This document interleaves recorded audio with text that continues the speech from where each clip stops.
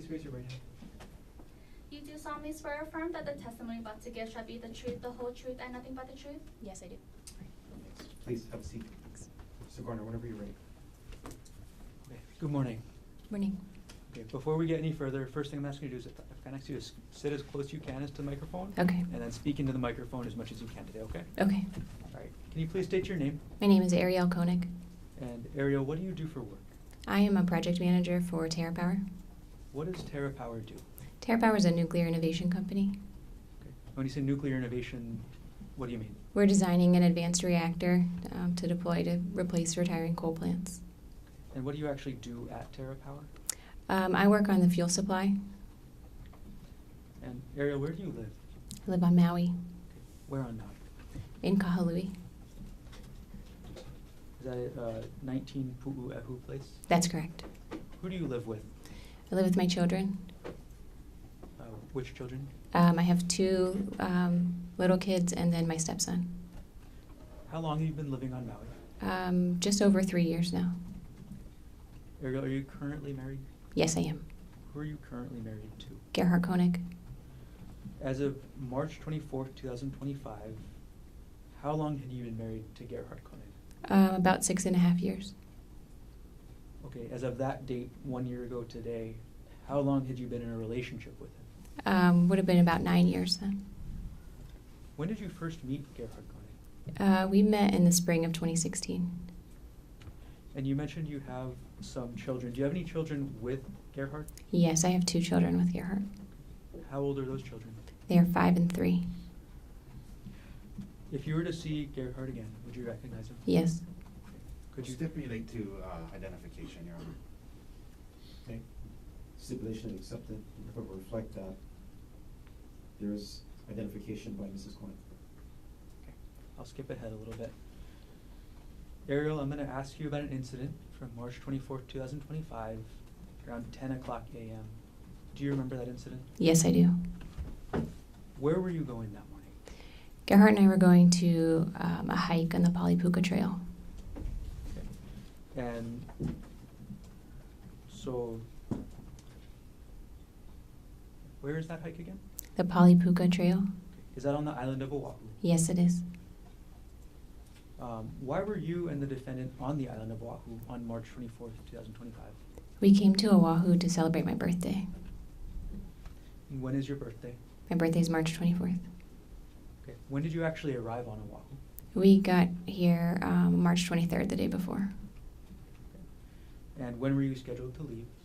On the 25th.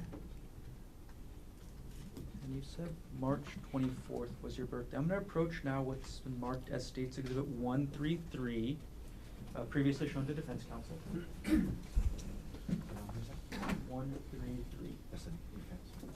State 133. May I approach, Your Honor? Yes.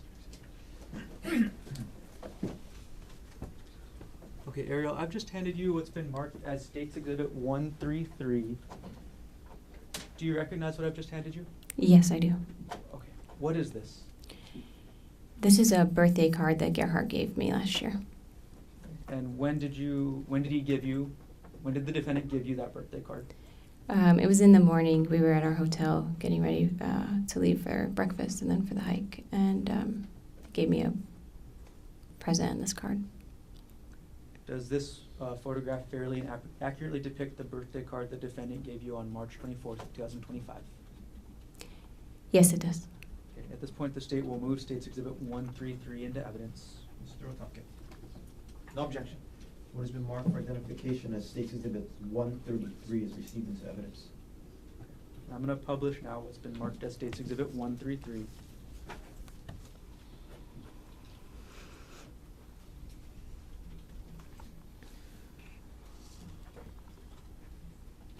Arielle, how did you feel when you got this card?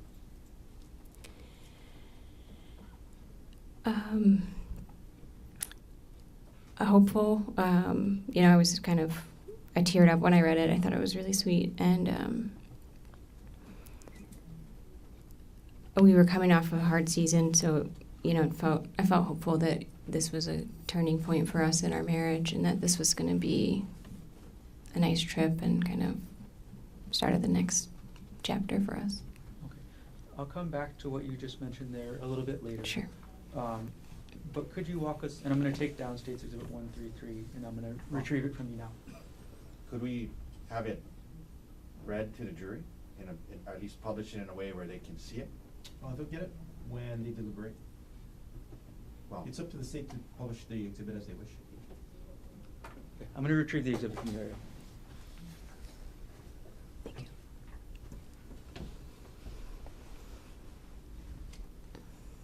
I'm gonna hand it to the clerk. Okay. All right, Arielle, you got the birthday card in the morning, you said, and then you were late around 10 a.m. on this hike. Can you describe how you got to the Palipuka hike? We had a rental car, so we drove. Who drove? Gerhardt drove. And who planned the hike? Gerhardt planned the hike. Had you ever been on the Palipuka hike before? I had not, no. Had you ever been to Oahu before? No, this is my first trip to Oahu. I had flown through, but not visited the city. Okay, so you'd stopped at the airport before, Yes. but never left? Yes. Right. Can you describe the area around the trailhead of this hike, or the start of the hike? Sure. There's like a parking lot when you first get there, and then the trailhead itself is kind of hidden. There's a sign that says like the trail is closed here, and it's up. There's like a lava rock wall, and it's above that wall, and then there's like some porta potties off to the side. When you got to the trailhead, were there any other hikers around? Yes, when we first got there were two hikers walking around, looking on their phones, kind of looking like they were looking for the trailhead. When there's a sign that says the trail is closed, so it looked like they were trying to figure out where the trail actually was. And what did you and the defendant do when you saw those two would-be hikers? We saw them, and I was like, oh, they're looking for the trail too. We should tell them it's up here, because we had seen hikes like that before where you kind of go past the sign. And he said, no, it'll be nicer if it's just us. Let's just go to the lookout and give them time to find the hike. And so we went and parked and went over to the actual, like, more visitor area at the Palipuka Trail. Okay, when you said the visitor area or the lookout, what area is that? There's like a big flat area, and there's plaques and things, and then there's a big view, so you can go and take pictures and read about the site. And how long did you and the defendant stay in that area? I'd say less than 10 minutes. Just Okay. took some pictures and looked around. And what were you looking out over at that area, or what were you looking at? It's just a big valley. Okay, and then after you were done at the Pali lookout area, looking at the area with the plaques and all that, where did you and the defendant go next? Then we went and started the trail. Did you hike the whole trail that morning? No. Can you describe what the start of the trail was like? Sure. And we just kind of quickly went behind the porta potties to get up there. And the start of the trail is pretty wooded and rocky. You mentioned you didn't hike the whole trail. At a certain point, did you decide to turn around? Yes, we were hiking, and there's kind of these like cliff faces that you walk past, and it's pretty narrow. And I was just feeling uneasy, and I wasn't enjoying myself. And we got to a part where you had to kind of scramble, use your arms and legs to get up. And it was kind of exposed. There weren't really a lot of trees, and I was just uneasy.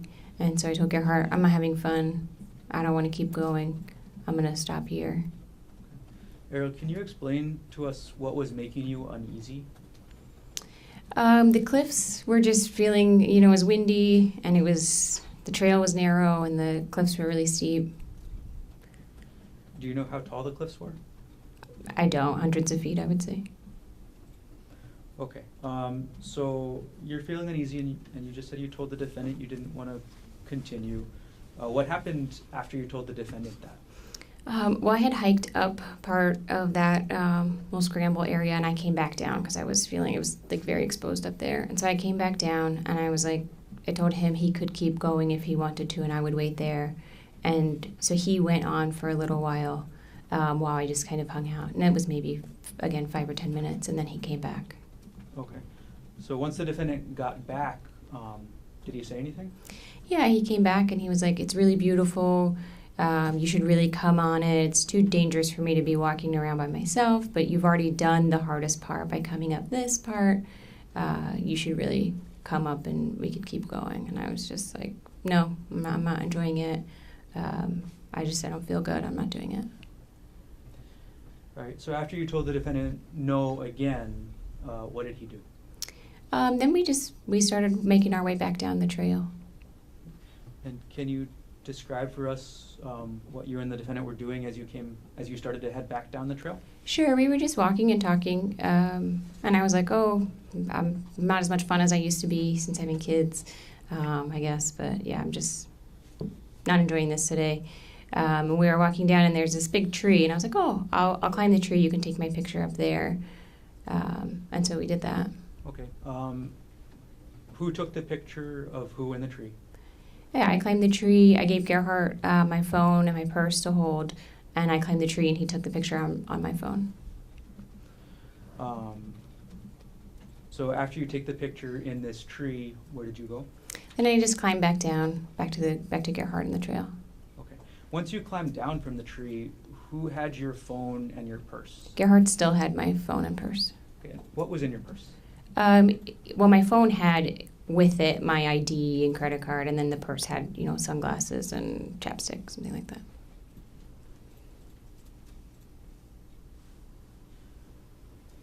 Okay. Now you mentioned one picture of you in a tree. Did you take any other pictures when you're coming down the trail?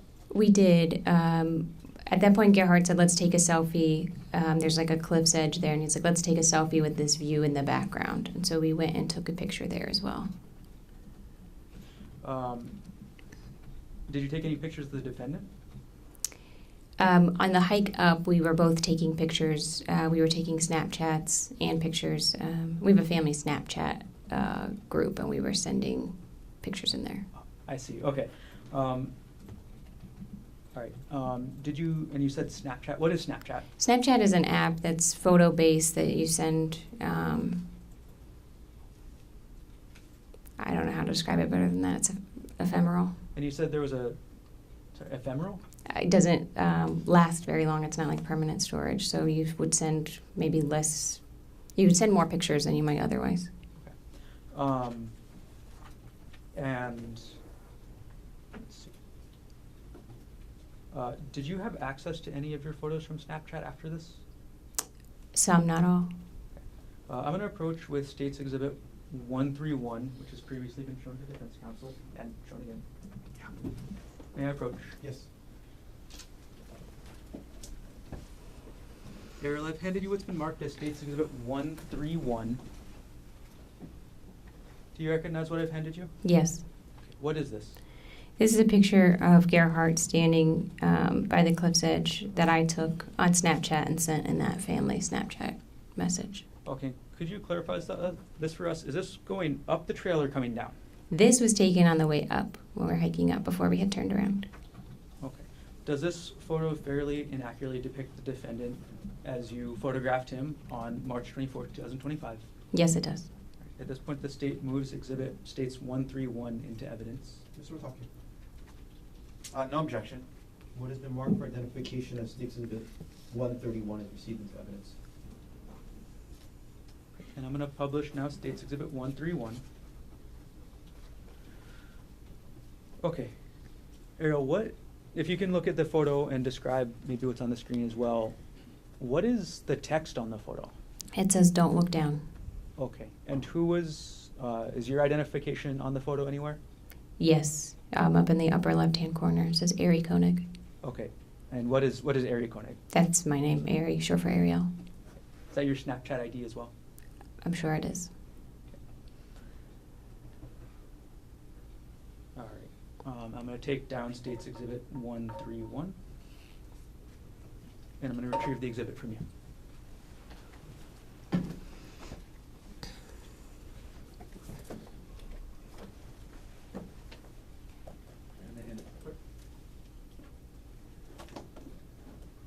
Arielle, why did you say don't look down there? It's a very steep cliff behind him. Okay, I want to fast forward in time a little bit to the photos you mentioned later. Sure. So did you take any other photos on the way down? Yes, right at that cliff. When I had come out of the tree and when we had walked to that cliff area, Gerhardt said, let's take a selfie with this as the backdrop. So we would be standing with our backs to the cliff, taking a photo. Before you took that selfie, or before the defendant asked to take that selfie, did you notice anything about the defendant's attention? Yes, he was very aware of where I was, where my feet were, where he was, and where the trail was. I felt like he was often looking at my feet and just very spatially aware of where I was on the trail. Did you ever take that selfie? We did. It wasn't quite as close to the edge as he wanted. I was standing from that photo. You can see there's a pine tree, and I was holding onto a branch of that because I was just uneasy that close to the edge. And we did take a selfie, but I held onto that tree. Okay. Do you still have access to that selfie? I don't. What happened after you took the selfie while you were holding onto the tree? I just asked him to move down the trail a little bit so that I could get past without having to go near the cliff. And then how did the defendant react to that? He was a little like, okay, and then he moved a few paces away. Okay. So after the defendant moved down the trail a few paces away, what did you do? Then I walked to him. So he was then facing me and the cliff, and I walked up to him. And again, everything was normal. I walked up and just kind of like brushed my hands against his shoulders, kind of like a little hug. Okay. As you had your hands against his shoulders, where was the defendant facing? He was facing the cliff, facing me. My back was to the cliff, and he's facing me and the cliff. And how far behind you was the cliff? Feet, 10 or less. Excuse me, I couldn't hear that. 10 or less feet. Right. Thank So, you. okay, after this happens, after you get to where the defendant is on the trail, what happened next? When I walk up to him, then he grabbed me really forcefully by my upper arms, and he said, I'm so fucking sick of this shit. Get back over there. And he starts pushing me back towards the cliff. While the defendant was grabbing you and pushing you, what did you do? I was surprised. It felt almost like he was kidding at first, and I was like, what are you doing? But he had grabbed me really hard and was moving me. So we kind of wrestled a little bit, and I threw myself onto the ground because there's a lot of trees and shrubs there so that I could hold on. As you threw yourself to the ground, how did the defendant respond? Well, he got on top of me, and he was kind of trying to pull me, and we're wrestling, and he ended up straddling me. So he had his legs on either side, kind of across my waist. On March 24, 2025, how tall were you? About 5'6".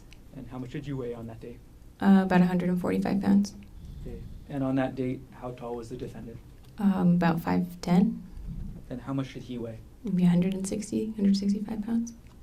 Okay, and then you said straddling. Can you describe what that looked like for us? Sure. I am laying on my back, and he's on top of me with kind of like one leg on either side across my waist, facing me. Once the defendant was on top of you, what did he do next? So he was first trying to pull me, try to get me closer to the cliff. And again, I could kind of hold on to the roots and stuff that were around us. And then he had a backpack that he was hiking with. And he, like I said, he's on top of me. And he had a syringe in his hand. And he says, hold still. And I see the syringe, and I just kind of like bat it away from us both. Okay. When you first saw that syringe in his hand, did you actually see where it came from? I didn't see where it came from, no.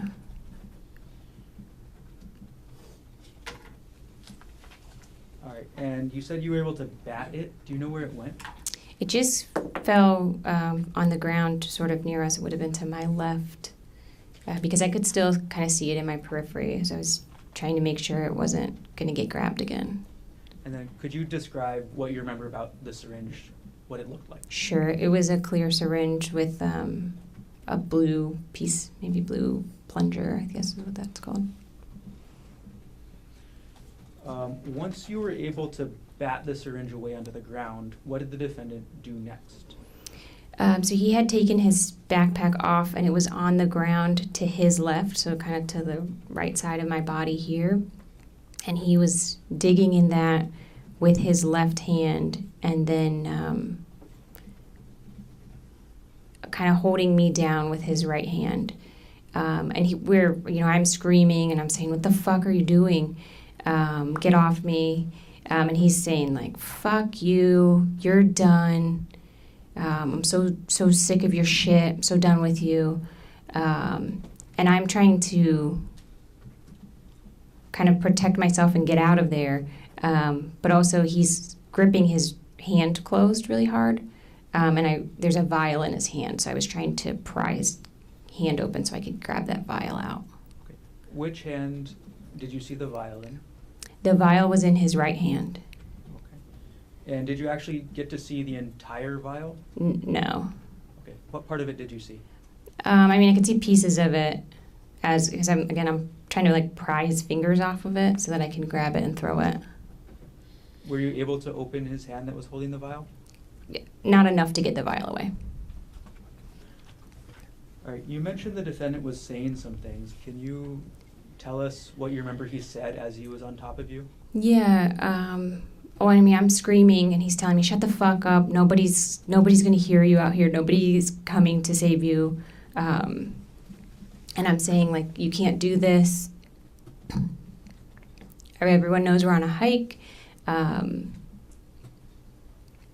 They'll know this wasn't an accident and our kids will be orphans. You'll go to jail and I'll be dead. Like, you have to stop." And again, he's saying, like, "You're done. We're done with you. We don't need you anymore. You're done. You're done." Did telling the defendant any of these things that you told him, did that get him to stop? No, not really. And I had said, like, "Your mom just sent me a really beautiful text for my birthday. Like, your family will be upset if I die. You can't face our kids after this, you know." And he did seem at that point to, like, calm down a little bit. Like, it seemed like he took a deep breath and calmed down. And so I had this moment where I was like, okay, this is the break. Like, I can get out. And then he just starts hitting me with a rock. Okay. I'm going to backtrack for just a moment, Arielle. As the defendant was on top of you, as the defendant was saying things, and as you were saying things back, were you trying to defend yourself physically at all? Yes, and I'm screaming and trying to defend myself physically. So I think I bit his forearm at one point, trying to, that would have been his right forearm. And then I was also squeezing his testicles with so I had my right hand trying to squeeze his testicles to get him to get off of me. Okay. And was that, when you were doing those things, was that before or after he calmed down, as you just said? That was before he calmed down. Okay. So what happened, you said, after the defendant calmed down? Oh, well, it felt like he calmed down because it looked like he took a deep breath. And again, I was screaming, and so he's covering my mouth and stuff. And then we had this moment of, like, it seems like he takes a deep breath. And then he just starts hitting my face and my head with a rock. Did you see where the defendant got the rock from? I didn't see where he got it from, but, like, spatially, he was, like, reaching up around this area of my head. So my impression was that there was a rock on the ground near my head that he was able to grab.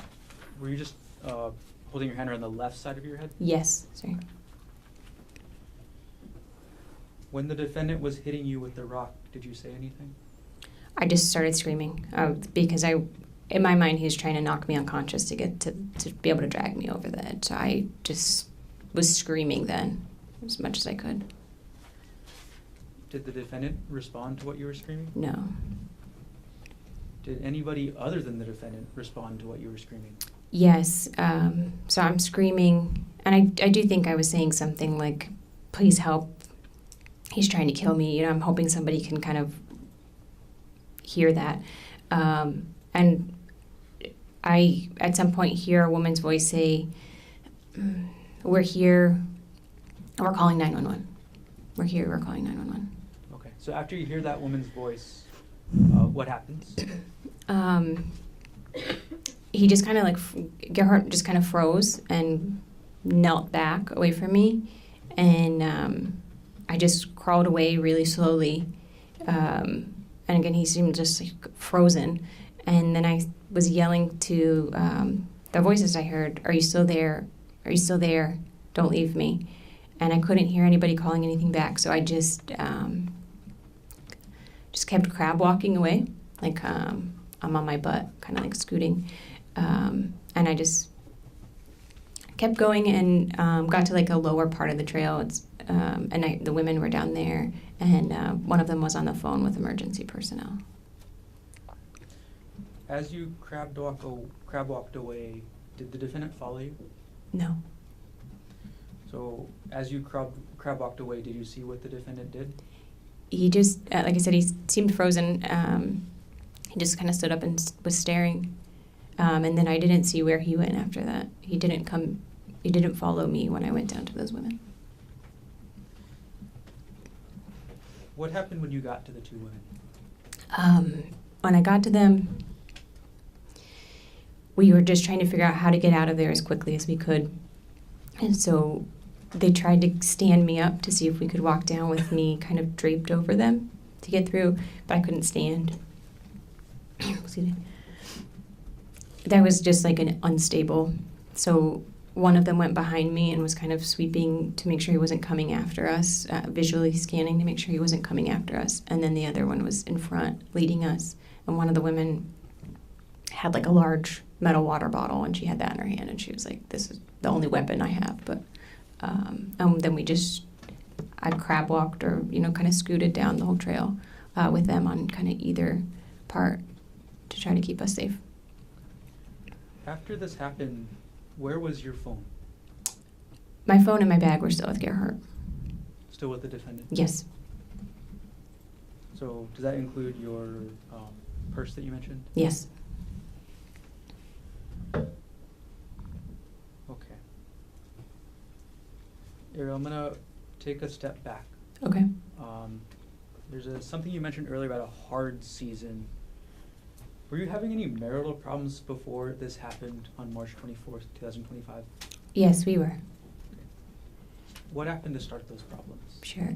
In December, the year prior, Gerhardt had gone through he logged into my WhatsApp account and saw that I was deleting text messages between a coworker and I, and he got upset about that. When in December did this happen? This was the beginning of December. And when you say logged into your WhatsApp account, how does that work? First of all, what is a WhatsApp account? WhatsApp is a text messaging app. Okay. And you described the defendant logging in. Do you know how that works? Actually, not. I don't know how that worked. Did the defendant ever confront you about this? Yes, he did. My impression is that he knew about it for a few days and then confronted me about it a little bit later. Okay. And how did that confrontation happen? Well, we were on vacation, and he came into our hotel room and asked for my cell phone, and then came back in a little bit later and told me, I see what's on WhatsApp, and he was really angry, very upset. Okay, you say angry, upset. Can you describe what he said to you? Yeah, called me a lying bitch, you're a whore, how could you do this sort of thing. Okay. Who were you messaging with on WhatsApp that caused this confrontation? It was a coworker from Terra Power. His name is Jeff Miller. Okay, and you said Jeff Miller also works at Terra Power. That's right. Is Terra Power on Maui? No. Okay, where is Terra Power located? It's headquartered in Bellevue, Washington, outside of Seattle. Okay. Do you work in person or do you work remote? I work remotely. So who is Jeffrey Miller to you? He's a coworker and a friend. Did you ever have sex with Jeffrey Miller? No. In these WhatsApp messages, did you ever send or receive sexual photos with Jeffrey Miller? No. Did you discuss sex at all in the messages? No. In these messages, did you flirt with Jeffrey Miller? Yes, some of them are flirty in nature. And when the defendant confronted you in December about these messages, how did you react?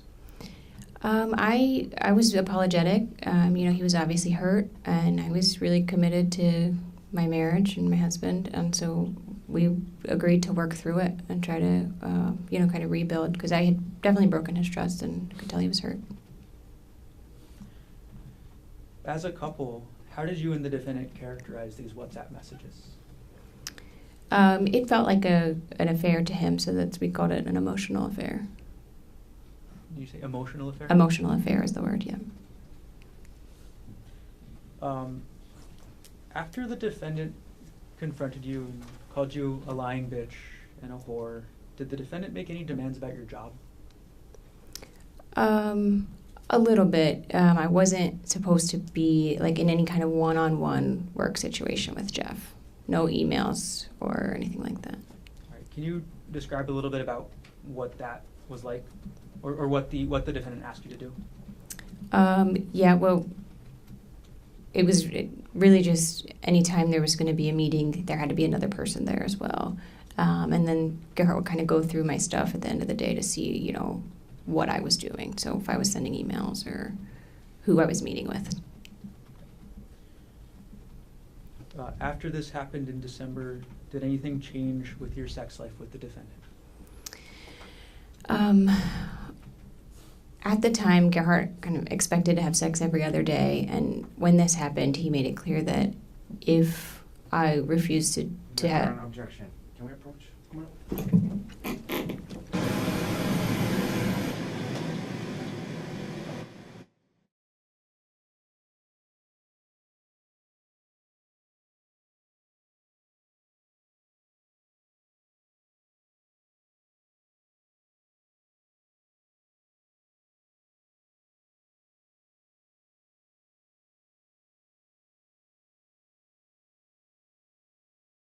Gentlemen, Ms. Gerhardt, Ms.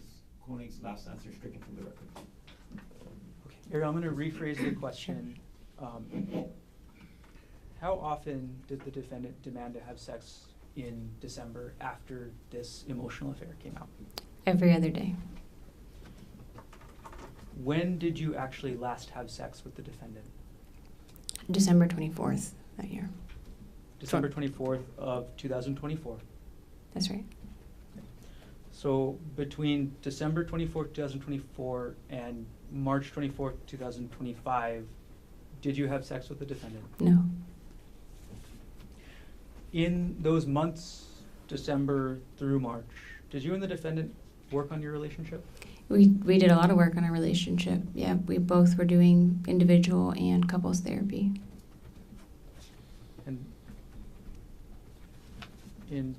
And can you describe a little bit about, what that was like?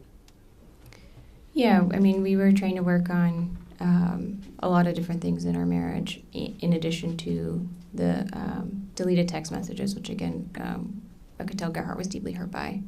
So working on rebuilding trust. In terms of non-sexual intimacy, did anything change in that with regards to your relationship with the defendant after this all came out in December? A little bit, yes. And in that, Gerhardt really wanted a lot of touch, physical touch. So there was a lot of cuddling and stuff like that. And any refusal of that would be, kind of me withdrawing. Okay. When you didn't want to cuddle, what types of things would the defendant talk to you about? Then that would be a lot of questions. How could you do this to us? It would kind of bring up the WhatsApp messages back to the surface.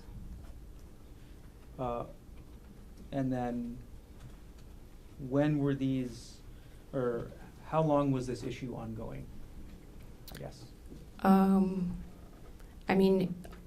like December was really hard. January, it seemed like things were getting a little bit easier. Things were getting a little bit better.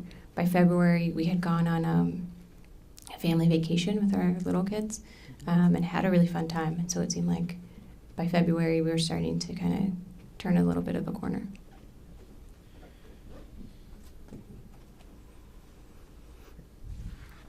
And were you and the defendant still talking in January?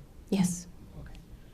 I'm going to approach now with States Exhibit 130 and 117 for your decision of the defense. May I approach, Your Honor? You may.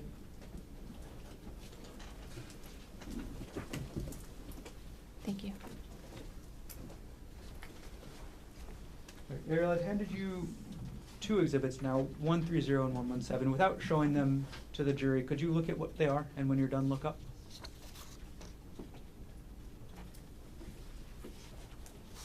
Okay, let's start with the one with the sticker on the back that says 130.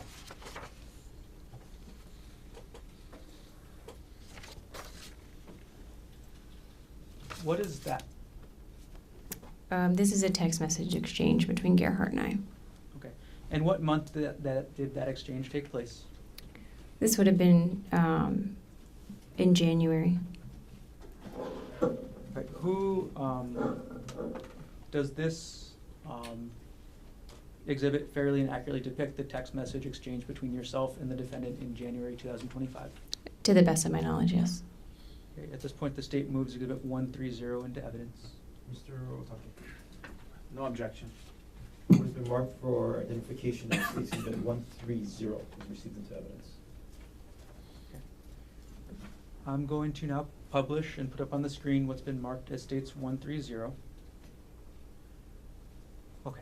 And then can you describe the context of this message? Yes, so Gerhardt would have been at work, just kind of texting me an update. So he's in the blue, but I was at home. And what was Gerhardt's work? Gerhardt was an anesthesiologist at Maui, Okay. Do you know where he primarily did his work? at the hospital.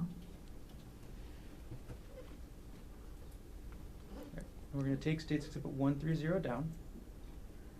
Could you now take a look at the one marked States Exhibit 117?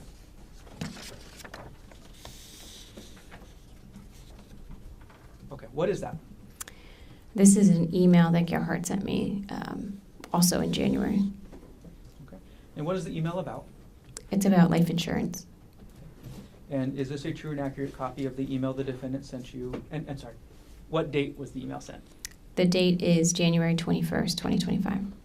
Is this a true and accurate copy of the email the defendant sent you on January 21st, 2025? To my knowledge, yes. Okay. At this point, the state moves Exhibit 117 into evidence. Mr. Otake. No objection. What has been marked for identification as States Exhibit 117 is received into evidence. I'm going to publish States Exhibit 117.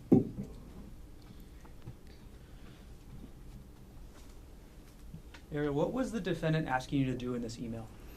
He wanted me to reach out to an insurance representative from AAA to apply for a life insurance policy. At the time that you saw this email, did you think anything of it? No. We're going to take Exhibit 117 down from the screen right now. And I'm going to retrieve both exhibits from you, Arielle. Thank you. Hand it into court.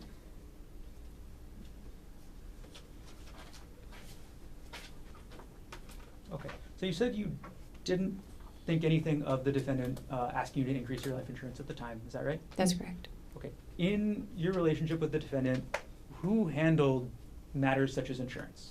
Gerhardt did most of the financial stuff. Okay. The financial stuff, is that even more than insurance? Yeah, I mean, did taxes and, tracking everything. Okay. Can you describe what financial things the defendant actually took care of? Sure. He made sure did all of the utility payments and bill payments. And then in this case, looked at our life insurance and how much we would need if either of us were to pass away to keep our kids in our house. Who set the budget? We didn't really have an established budget. I'm going to move forward in time just a little bit, Arielle, to February 2025. Okay. How did your relationship with the defendant progress into February? Yeah, like I said, January, was better than December. February is better than January in terms of, stability and kind of seeming like things, being hopeful for the future. In February, we did a family vacation with our little boys and saw Gerhardt's family. And we had a really fun time. So it felt like I said, just felt hopeful for the future. Were these WhatsApp messages an issue in your relationship at all in February? I not that I recall, and if so, it was a small thing, yeah. And how did your relationship progress into March 2025? Same, again, I would have said in early March. March was better than February. It seemed like we were both really trying. We certainly had things to work through, but it seemed like we were both putting in a lot of effort. And we had committed to kind of giving our kids 2 years of us like really working on things, and it felt like we were both really leaning into that. And this birthday trip in March, at the end of March, who planned that trip again? Gerhardt planned the trip. And how did the trip go before you took the hike on March 24th? The trip was going well. We came out the day before in the morning, and we went to a spa, and we did like a long couple spa thing, a couple hours long. Did a nice lunch. We walked around and shopped and had a nice dinner. It felt, normal. We were having fun together, relaxing. You mentioned the spa thing. Is that something that you and the defendant talked about before you did it? Yes. Okay. How far in advance did you know that you guys were going to the spa? Weeks or less, 1 to 2 weeks, I would estimate. Did you and the defendant talk about the Polypuka hike specifically before you did it? No, not really. Maybe the night before. Did you research it together? I did not know. So did you look at any web pages about the hike before you went on it? No, I didn't.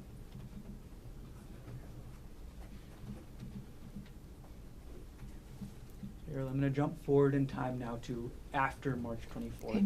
or after the incident on March 24th. After this happened, did you receive any medical treatment? I did, yep. I was taken by ambulance to the hospital where I was treated for severe complex scalp lacerations, and they did some imaging and stuff. How long did you stay at the hospital? I was in the hospital for 1 night.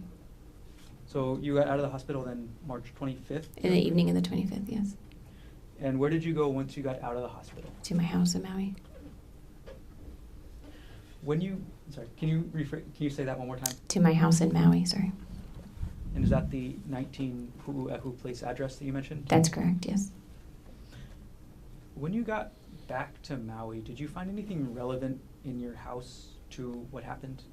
Yes. A few days later, I found Gerhardt's work bag in our closet. Okay. And what did you find that was relevant about the work bag? I just unzipped it, and I could see syringes and medication were in there. How did you react to finding the bag of medical supplies? I was surprised. I called an attorney and then got in touch with the police to have them come get it, just in case it was relevant.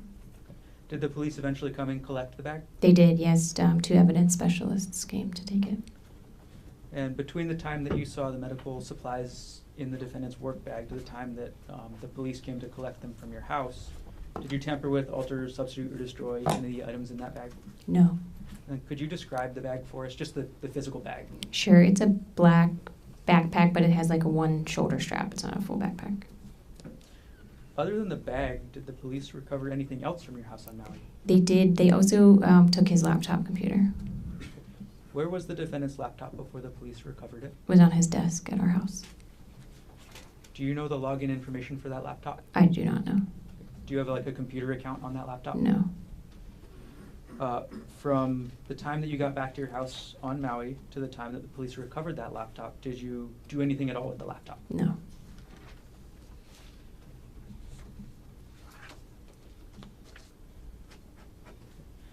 Now, you talked about your treatment on Oahu so far. Did you have any sort of medical treatment after you got back to Maui?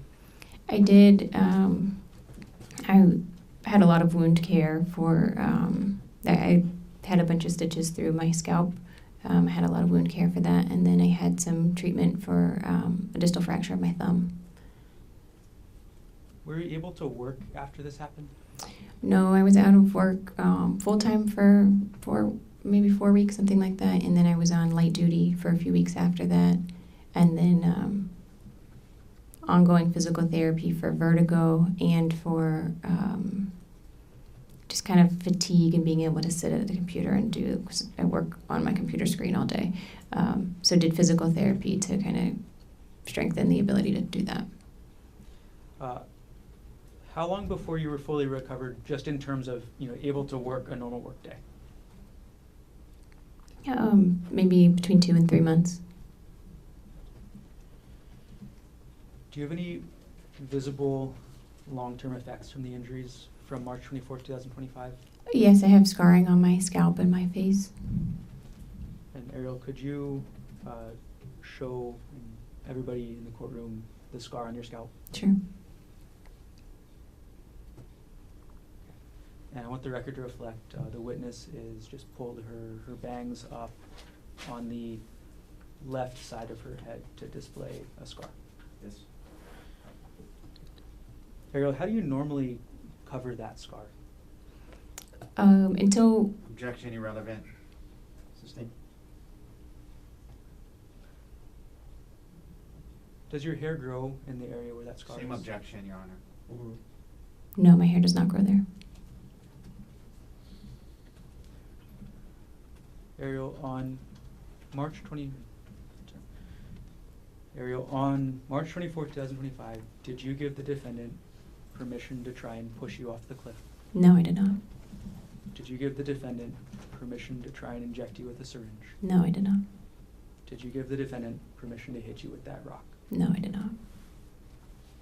Thank you. I have no further questions at this time.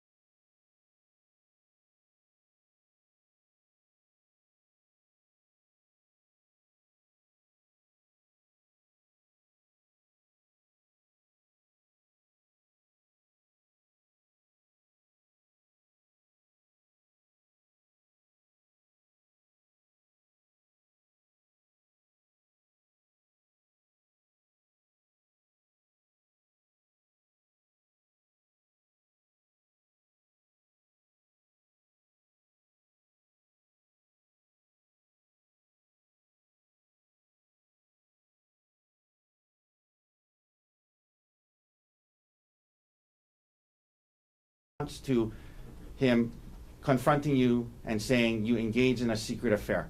You said, I learned how stupid it was, and I know how to make sure it doesn't happen again, correct? It felt like an affair to Gerhardt, and that's how we were treating it in our marriage. Ma'am, can you listen to my question? Sure. Okay. My question is about the text message. Isn't it true in a text message, I'm not asking you why you said what you said, in a text message, when Gerhardt accused you of engaging and continuing an elaborate secret affair, your response was, if anything, I learned how stupid it was this time and know how to make sure it doesn't happen again. My only question is, do you recall sending that response to him when he accused you of being in a secret affair? Yes.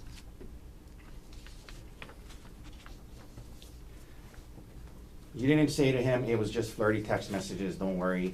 You said it was stupid of me, it won't happen again, correct? Because when I did that, we would start to argue, so All right. you're right.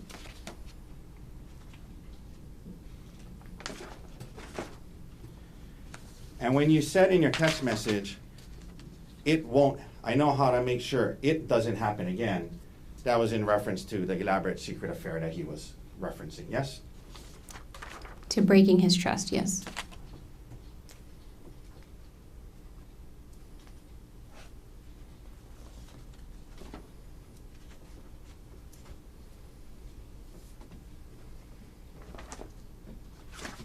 Another thing that happened after the discovery of your relationship with Mr. Miller,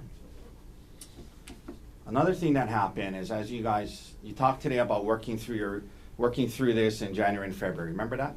Yes, sir. Okay. And another thing that happened to help you guys work through this is you guys started listening to audio self-help books. You remember that? Yes, sir.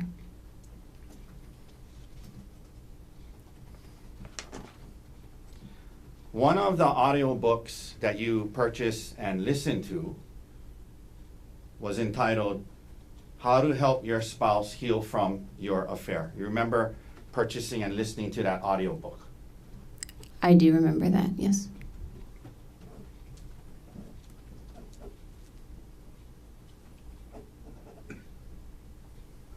You took the time to purchase it and listen to it, and that was the title of it, How to Help My Spouse Heal from My Affair, as in your affair, correct? That's correct.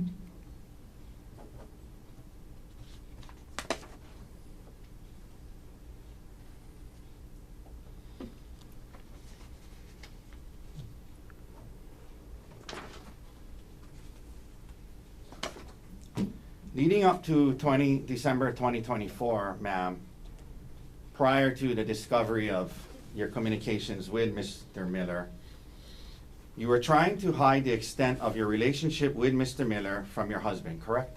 That's right. To conceal the substance of your communications and the extent of your relationship with Mr. Miller from your husband leading up to December 2024, you were purposefully deleting your messages to and from Mr. Miller on your phone, correct? I was deleting messages on my phone, that's correct. Yeah, so Gerhardt wouldn't see them, right? That's right.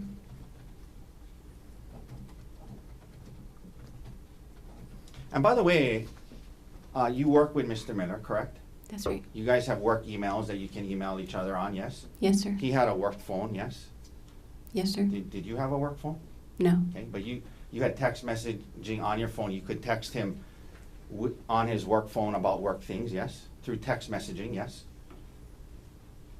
That's an option for sure, yes. Yeah, and emailing about work things on a work email, that was an option, right? Yes. But you chose to communicate with Mr. Miller, this other married man, on WhatsApp, correct?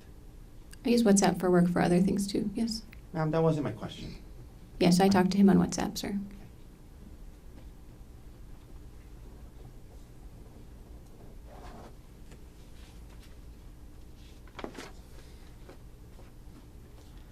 There were times leading up to and into early December 2024 where you and Mr. Miller would message each other very frequently about personal things not related to work, correct? Yes, sir. Some days all day long, back and forth all day long, correct? Potentially. Okay. Your Honor, I'm going to ask Your Honor, to take judicial notice that December 1st, 2024 was a Sunday, and I believe we have a calendar here somewhere. May I approach, Your Honor? This is from timemandDate.com. Or the witness? Excuse me? The bench or the witness? You want You, Your Honor? Yes. Ideally, to show you the calendar. Come on up. December 1st, 2024. Mr. Gardner, any objections? None at this time. Okay, so the court would judicially notice that December 1st, 2024 was a Sunday. Okay. December 1st, 2024 was a Sunday, not a workday, correct? Sure. I'm going to show you now what's been marked as D123. D123. May I approach, Your Honor? You may.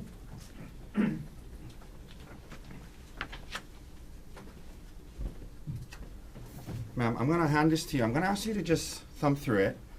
I'm going to ask you if that appears to be communications between you and Mr. Miller, not just on December 1st, 2023, but on multiple days.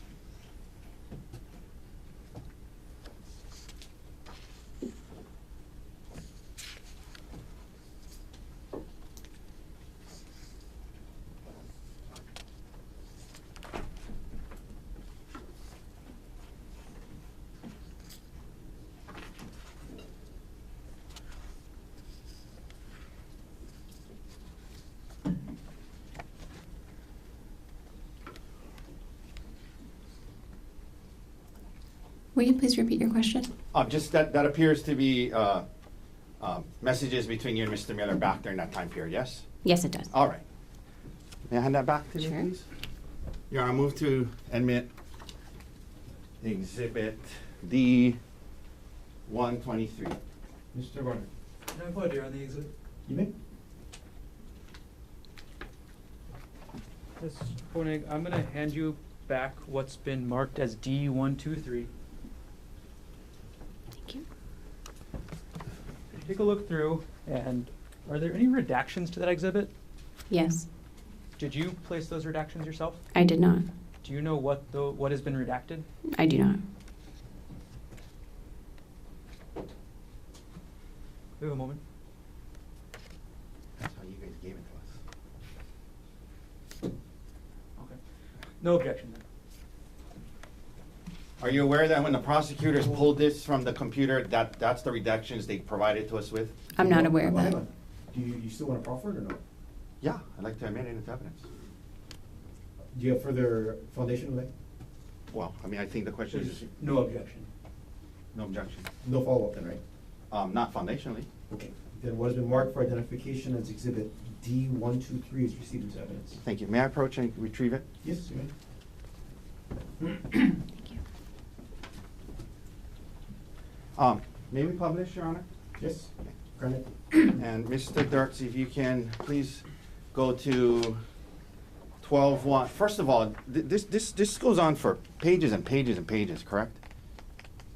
Yes, it's over months. Excuse me? It looks like it's over months, but Yeah. yes. But this is all between you and Mr. Miller, correct? Yeah, Your coworker, right? that's right. Okay.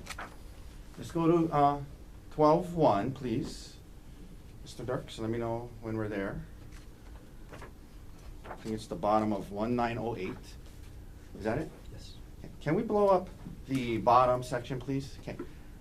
Is it possible to make it bigger? Or not really? Shucks. Okay. Ma'am, I'm going to read this to you, and can you see it on the screen there? May I have a copy? Oh, sure. That's probably a good idea. Thank you. Thanks. I'll turn to 1908.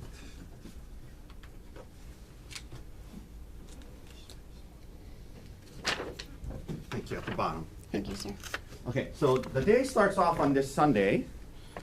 Mr. Miller texts you, and you know, there's timestamps on here, but this was the timestamps of the WhatsApp. I'm imagining he wasn't texting at 3:23 a.m. Is that right? I wouldn't think so. yes. Okay. But in any event, he starts on this Sunday, and he starts off, he says, "Good morning, sounds good.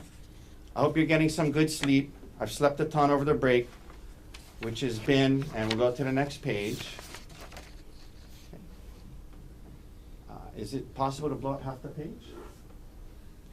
Okay. It may not be seeable, but we'll try. Which has been nice. And then you respond and you say good morning, correct? That's correct. So this is in the morning on a Sunday, correct? Yes. Okay. It goes on, this is nice, always good to get caught up on sleep. And you say, up now, just put a fresh batch of yogurt in the fridge with some kind of, can you zoom in on that emoji, possibly, Mr. Dirks? Yeah. Okay. So telling him in the morning about the fresh batch of yogurt in the fridge and with this emoji, whatever that emoji is, correct? That's correct. All right. Now, it goes on throughout the day. We don't need to read all of it. Can we go down to 6:42 a.m. On 12/1? Thanks. Okay. You indicate to him that I guess we will watch some football here too, probably. G is on call. I'm planning to decorate the tree with the kids. And he says, Mr. Miller says, gotcha, correct? Yes. So on a Sunday, you're telling him what you guys are doing. You're going to decorate with the kids with the trees, yes? Yes, sir. Okay. And then it goes on throughout the day, and you guys are going back and forth about what's going on and watching football and decorating the tree and things like that, correct? That's correct. Okay. Now, at the bottom of the page there, you guys are talking about the football game. Looks like Pittsburgh is winning. You see that? Yes, sir. Okay, and then let's go to the next page. Continues on the first. And more communication. 11, 13, 29. If we can zoom in on that, Mr. Dirks. Okay. He says, checks back in. I hope you're having a nice morning. So good so far. That's what you guys are saying all throughout Sunday, correct? That's right. Okay. Then let's go down to 3:28:55. If we can blow that up. Mr. Dirks, please. Thank you. Okay. Now,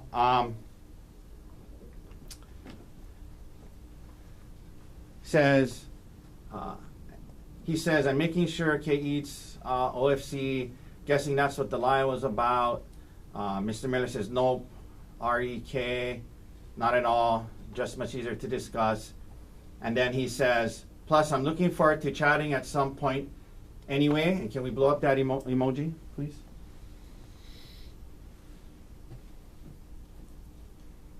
Okay. And then your response back, if we could blow that up, was now in the PM, good night, looking forward to it. And then the next morning it starts again, good morning, correct? That's correct. Okay, we can take that down. Now, so all throughout the Sunday, you and this married man were texting back and forth about what you guys are doing. Good morning, and then good night, and then good morning again the next day, yes? That's right. And then a lot of the messages that you were having with him, you deleted, right? I did delete a lot of messages. That's correct. Okay. So we can't see those messages, the ones you deleted, correct? That's correct.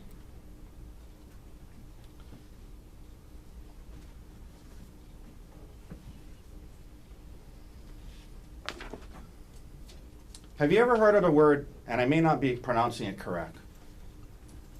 Actually, can I take that back? Have you ever heard of the word Heleu? How do you say H-E-L-E-U? Haleu. Haleu. What is, in your line of work, what is Haleu? Haleu is high assay, low enriched uranium. It's like a range of enrichment for uranium-235 that would be used as nuclear fuel for advanced reactors. Okay. I have no idea what you just said, but it has to do with your work, right? Yes, sir. Okay. And during this communications with Mr. Miller, you and Mr. Miller would use the word Haleu in your personal messages to one another as code to let the other person know when your respective spouses were around, correct? It was for Gerhardt specifically, but yes, that's correct.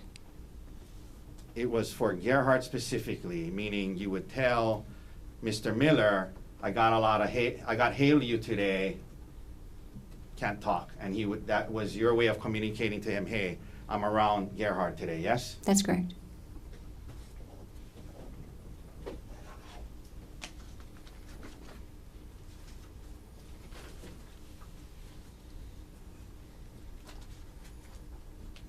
During this time period, leading up to December 2024, you and Mr. Miller would share photos of yourselves, both from the past and the present, and also during certain activities that you were engaged in, yes? Occasionally, yes. Okay.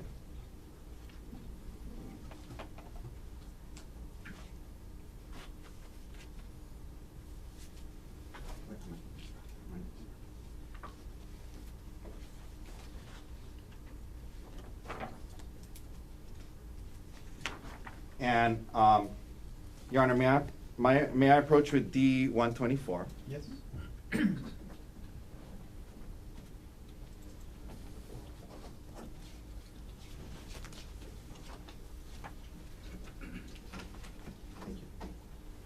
Ma'am, I'm gonna show you D-124.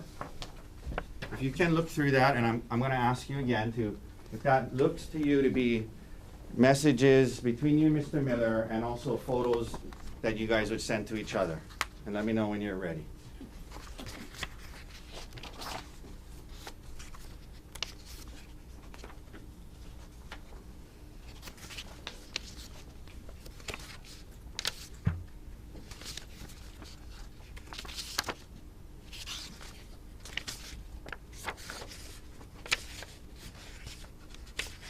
Yes, sir. Okay. And that appears to be fair and accurate depictions of messages you guys would send to each other, correct? That's correct. All right, Your Honor, move to admit D-124. No objection. Was it marked for identification as Exhibit D-124 is received into evidence? Can we please publish and start on page P2250? Okay. Let's blow up that picture at the top there, please. You want a copy? I'll give you. Yes, please, sir. Thank you. May I approach, Your Honor? Yes. Okay. Do you like this one? Oh, yeah, I'll take this out. Thank you. Okay, so this is a picture Mr. Miller sent to you. One of my two BFFs. This was in Vegas. And then you looks like you attached a heart emoji to it. Yes? That's a reaction, yes. Excuse me? It's like a reaction on the message. It's not attached. It's just like acknowledge. Got it. A heart emoji reaction. Correct. Got it. Let's go to the next page, please. We publish that, and let's blow up the one with the dog in it. Okay. So Mr. Miller sends you this with a picture of his dog, yes? It says my brother's family's dog, but yes, Wow. a dog.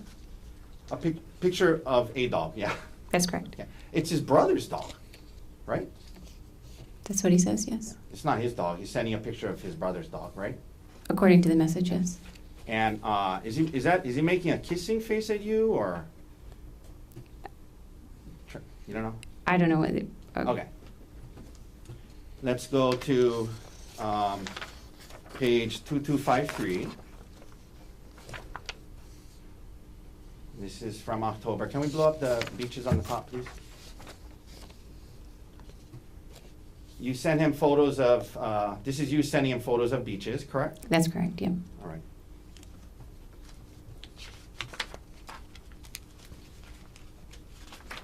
One second.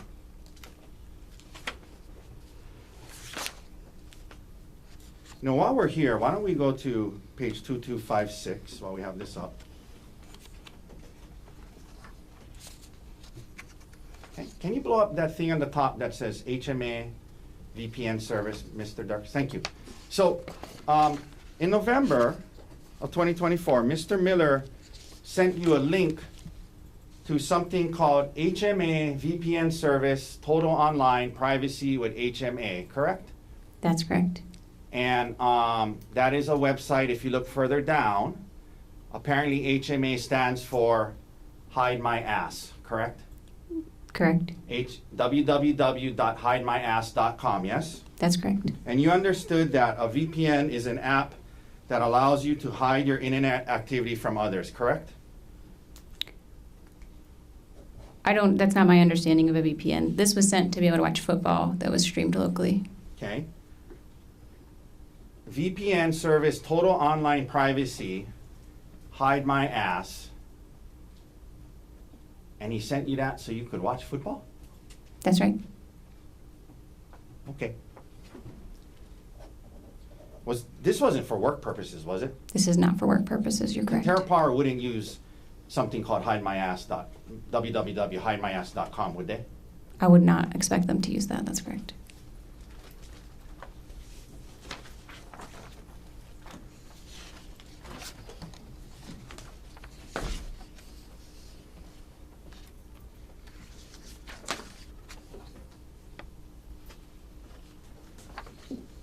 One second, Your Honor.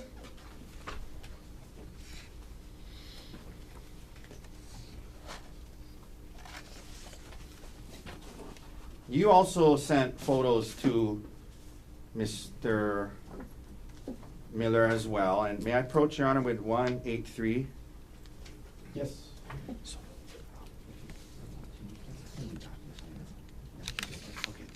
Okay. Can I approach Your Honor? I'll bring a copy. Trade you. Okay, thank you, Latrell. If you can look through this, and aside from the text written on the bottom, do the messages appear to be messages that you and Mr. Miller were sending to each other back during this time period? Yes, they do. Okay. Your Honor, may we please admit Exhibit D-183? Mr. Varner, No objection. would it be marked for identification as Exhibit D-183 as received as evidence? If we can, Mr. Dirks, please publish the first page of this exhibit. Okay, can we blow up the picture, just the picture?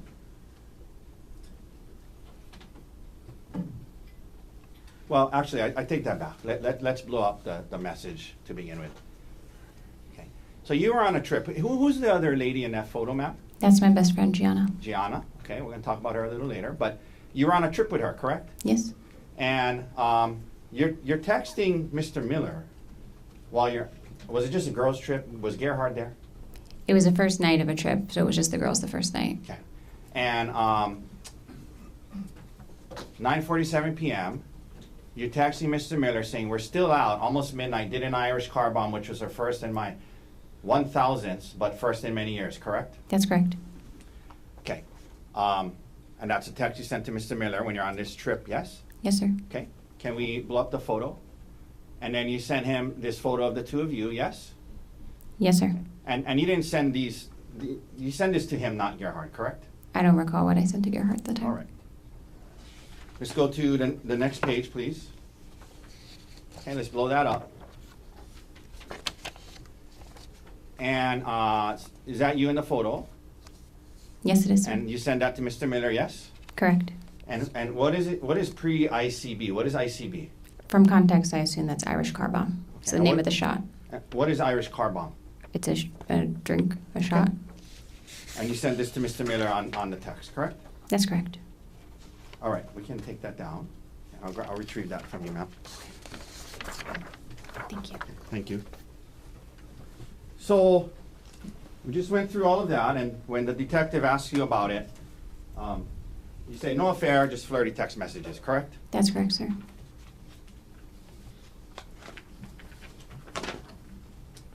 Okay, now, it's true, ma'am, that Gerhardt took it pretty hard when he found these messages, yes? He was upset, yes. Yeah, and he took, well, he confronted you when you were on a trip with your friends Gianna and Brian in San Luis Obispo, correct? That's correct, sir. And was that the trip that we were just talking about? Yes. So the day before Gerhardt gets there on this couple's trip, that night before, you're sending photos of yourself and your friend to Mr. Miller, correct? That's correct, sir. Okay.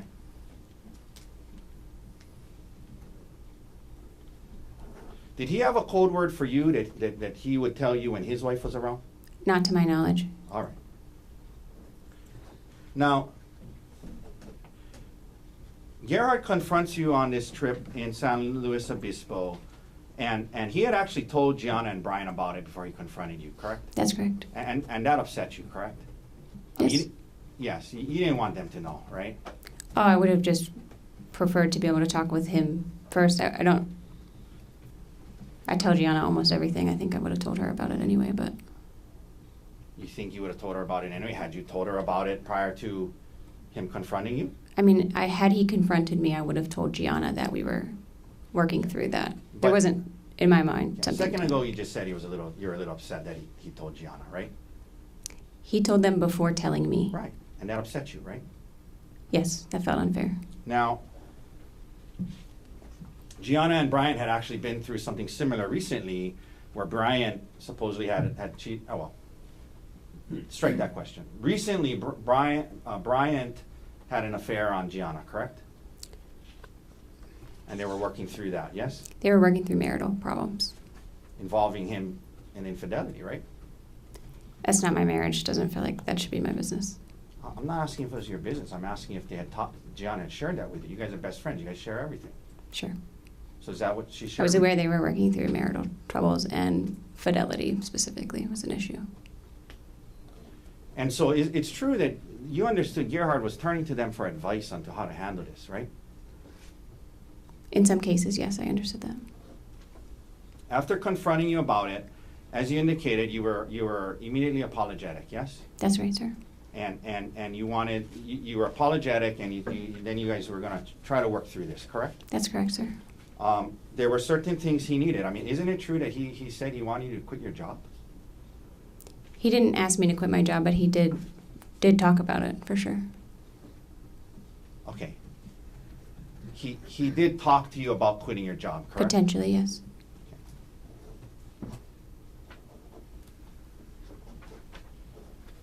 And he also demanded that you cease all contact with Mr. Miller in person, yes? Yes.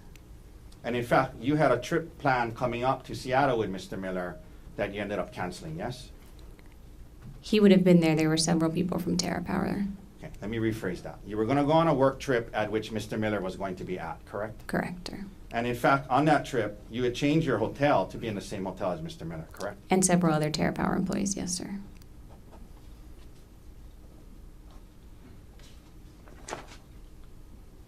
Your job was, well, I'm going to get into it more in a second, but your job was pretty rare and unique, right? Like that you were in the nuclear energy field, correct? I still am, yes, sir. Yeah, but at the time, right, when he was talking to you about quitting and leaving it, right? Yes. You talked about his need for intimacy, both emotional and physical. You indicated that he wanted to have sex every other day, correct? That's correct. And he also wanted you to be less, I guess, secretive or give up some privacy. And he wanted to see your emails and communications, correct? He looked through my phone almost every day. Yes, sir. And in fact, these were not just desires that were unique to him. You listen to audiobooks, like, for example, How to Help My Spouse Heal with My Affair, right? Yes, sir. And in that book, they recommend cutting off all contact with your affair partner, yes? To my recollection, yes. They recommend that you share passwords, share your whereabouts, share communications, because secrecy is what caused the damage, openness is what repairs it, right? You remember learning things like that in these books and counseling? Yes, sir. Okay. And that's what Gerhardt was asking for, right? He wanted to see what you were, just see what you were messaging with others, right? In some cases, yes, sir. Okay. Now, back to your career, ma'am. You mentioned him talking to you about quitting your job so that you wouldn't have contact with Mr. Miller anymore.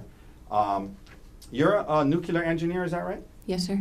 You graduated from and got your degree in nuclear engineering in what year? 2011. And after 2011 till about 2022, you worked in this nuclear industry, yes?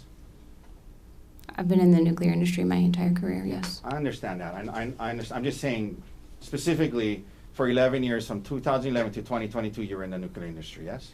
Yes, I don't understand the 2022 distinction. I apologize. Well, I'm going to get to that. Didn't you quit your job in 2022?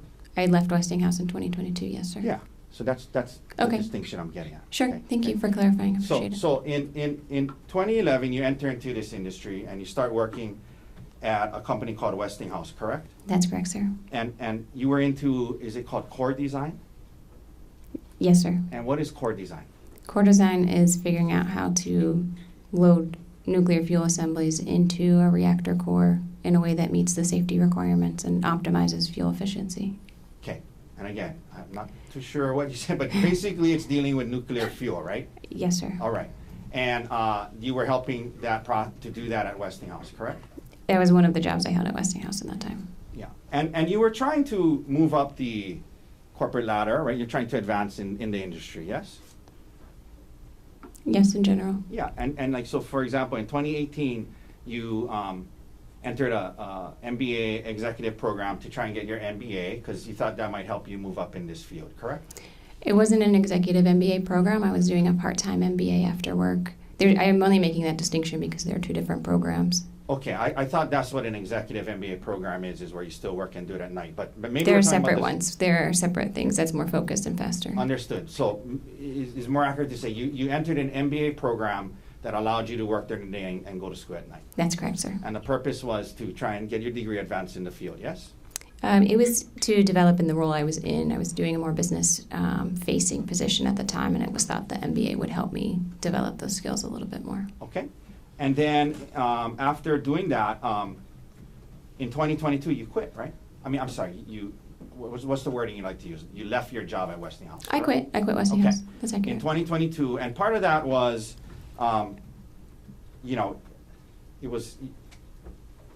you didn't feel it was the right fit, you're trying to move up, there wasn't opportunities, you thought it'd be best to just leave and focus on your kids, correct? No, sir, I wouldn't characterize it that way. Okay. But you end up leaving Westinghouse, yes? I did leave Westinghouse, but for different reasons. And when you left Westinghouse, there was it around shortly thereafter? Well, when you left Westinghouse, you didn't have another job lined up, correct? I was in the late stages of another job that fell through, yes. Okay, and then that job fell through, right? Correct, yes. And so when you left Westinghouse, it was after that this conversation, because at this time you guys were living in Pittsburgh, yes? That's correct, sir. And it was after that you guys decided maybe it would be best to move, yes? Yes, sir. And you guys even looked at moving to Australia, correct? That's correct, sir. And you knew that moving to Australia would make it hard for you to continue on in this nuclear energy field, yes? I don't think the potential move to Australia was driving career decisions necessarily, but that would have been a complicating factor for sure. Yeah, moving to Australia would have been a complicating factor, and you guys were considering it, right? That's right. Okay. But they do have like uranium trading and things. And then you guys end up settling on Maui, correct? That's correct. On Hawaii at the time, yeah. Hawaii and then Maui, yes? Correct, sir. And part of that, well, the timing of that, you mentioned your stepson Emil, that's Gerhardt's son, yes? He's my stepson, Gerhardt's son from a previous Yeah. marriage, yes. Yeah, your stepson, his biological son, yes? That's correct, sir. And the timing of that, the reason you guys could move sooner than you had planned is because Emil was willing to move to Hawaii with his dad and you, correct? Just to clarify, our original plan was to stay in Pittsburgh until Emil graduated high school. Right. And then he said he would be willing to move depending on where we went. And so we were able to move to Hawaii sooner. I Right. just want to make sure we're saying the same thing. Yeah, we are. Great. We are. So in other words, Emil wanted to come with his dad and you, right? Yes, he wanted to come with us. So now, at some point, and you guys get moved to Maui, and then this opportunity with TerraPower comes up, correct? No, sir, I was employed by TerraPower when I lived in Pittsburgh. Okay. But after you quit the Westinghouse job, right? Yes, I quit Westinghouse, and I was hired by a contract agency called System One, and Okay. on contract to TerraPower starting that September. Okay. But when you move to Maui, you're a contractor for TerraPower. You're not an actual employee of TerraPower, correct? That's correct. And that was in part because you weren't going to live in Seattle. You were going to live in Maui, yes? In part, TerraPower has a distributed workforce, and so depending on the location, they would either be contract employees or they would be full-time employees, is the word you mean for like Yeah. working for TerraPower directly. Right. And you were contract because you were going to live in Maui. I was contract because I lived in Pittsburgh at the time, and then they kept me on contract when I moved to Maui. Let me rephrase. You were on contract because you didn't live in Seattle, right? Yes. Okay. But TerraPower was designing new age nuclear power plants that use a new type of fuel, correct? That's correct, sir. And your role there or your job there was a project manager, is that right? That's correct. So now you are in a management position within this industry, yes?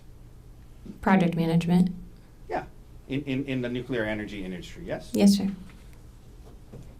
And you had worked hard through 11 years to get to this point, and you thought it was a good opportunity, right? Yes, sir.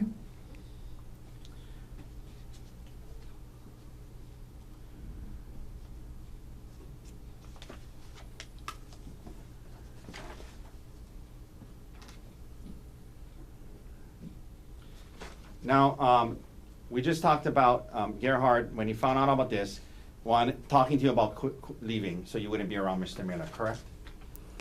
That came up. I recall one time that came up. That didn't seem like a key point of the discussion to me. But you didn't want to quit your job at TerraPower? That's correct. I did not want to quit my job. I like my job. Do you now work directly for TerraPower? Yes, sir, I do. Okay, so you're no longer a contractor. You now have a direct job with TerraPower, yes? That's correct, sir. And what is your job title now? Product manager for Halo. Product manager, and that's a step up from project manager, yes? Not necessarily, and not at TerraPower. Okay, but now you're a direct employee of TerraPower. I am, yes, sir. And to obtain that, have you committed to move to Seattle at some point? No, sir. Okay, but did they change their setup where now you cannot be there and be a full-time employee? They did, and they have several arrangements with different personnel for that. Okay, so you didn't want to quit your job. You're still at TerraPower to this day, now as product manager, yes? Correct, sir. Okay. And you still travel for work and go to Seattle at times, yes? Yes, sir.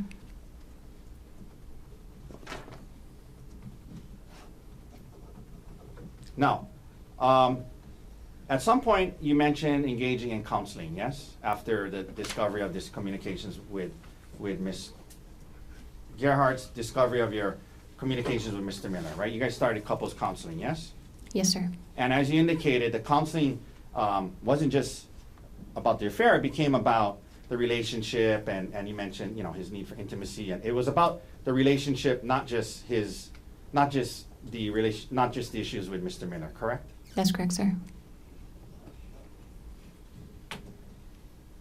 And you mentioned January into February, you felt you guys are making some progress, correct? Yes, sir, that's correct. But the issue with Mr. Miller would still come up from time to time, yes? Occasionally, I would say occasionally at that time. I have a hard time recalling that in February. Okay.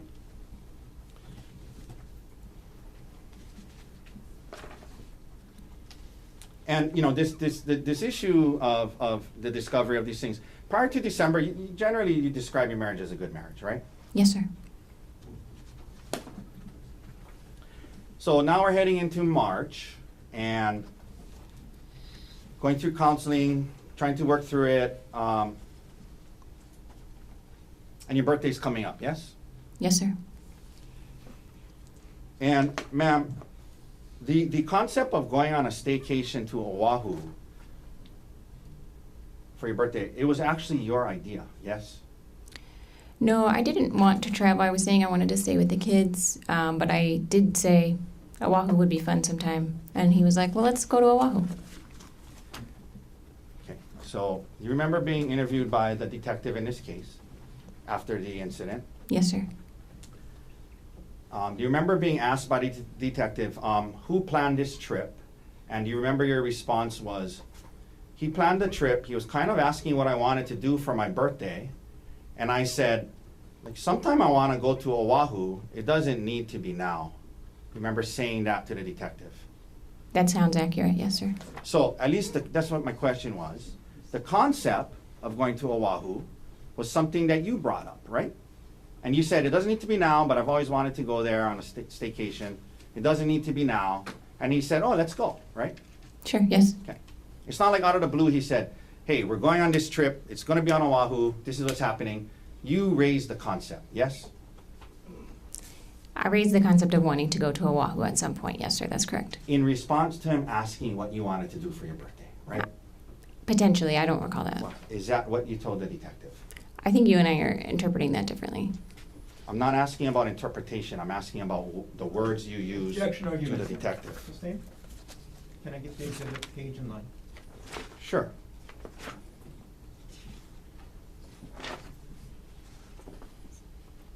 This is exhibit 107, page 5, lines 13 through 15, D107.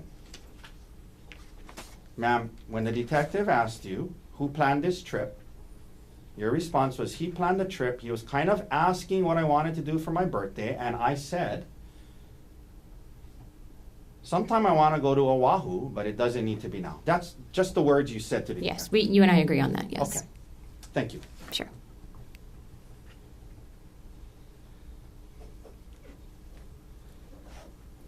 Now, you mentioned the hike, and I think you said that you only learned about the hike the night before once you were already on the trip. Is that right?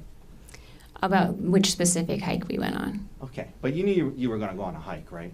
We didn't have, aside from having planned to do the spa and shop around, a hike was kind of up in the air. I don't know that we had, before leaving Maui, definitively settled on going on a hike, sir. Yeah, but the concept of going on a hike came up. That's why you brought stuff, shoes and clothes to go hiking, right?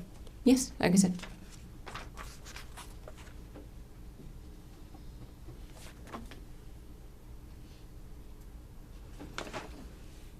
And in fact, hiking, it was not unusual for you guys to go on hikes. That's something you guys did from time to time, yes? Yes, sir. Okay.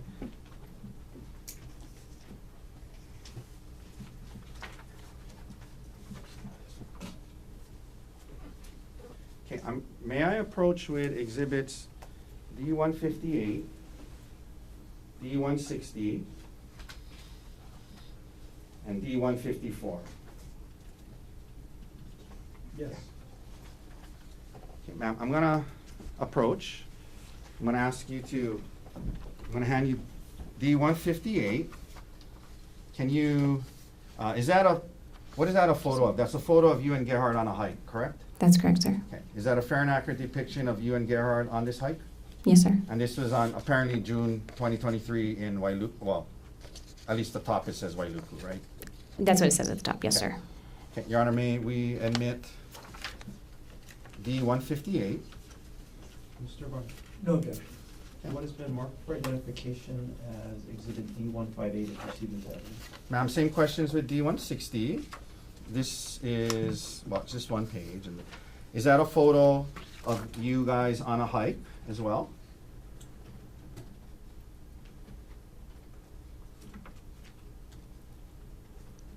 Yes, sir, it is. Okay.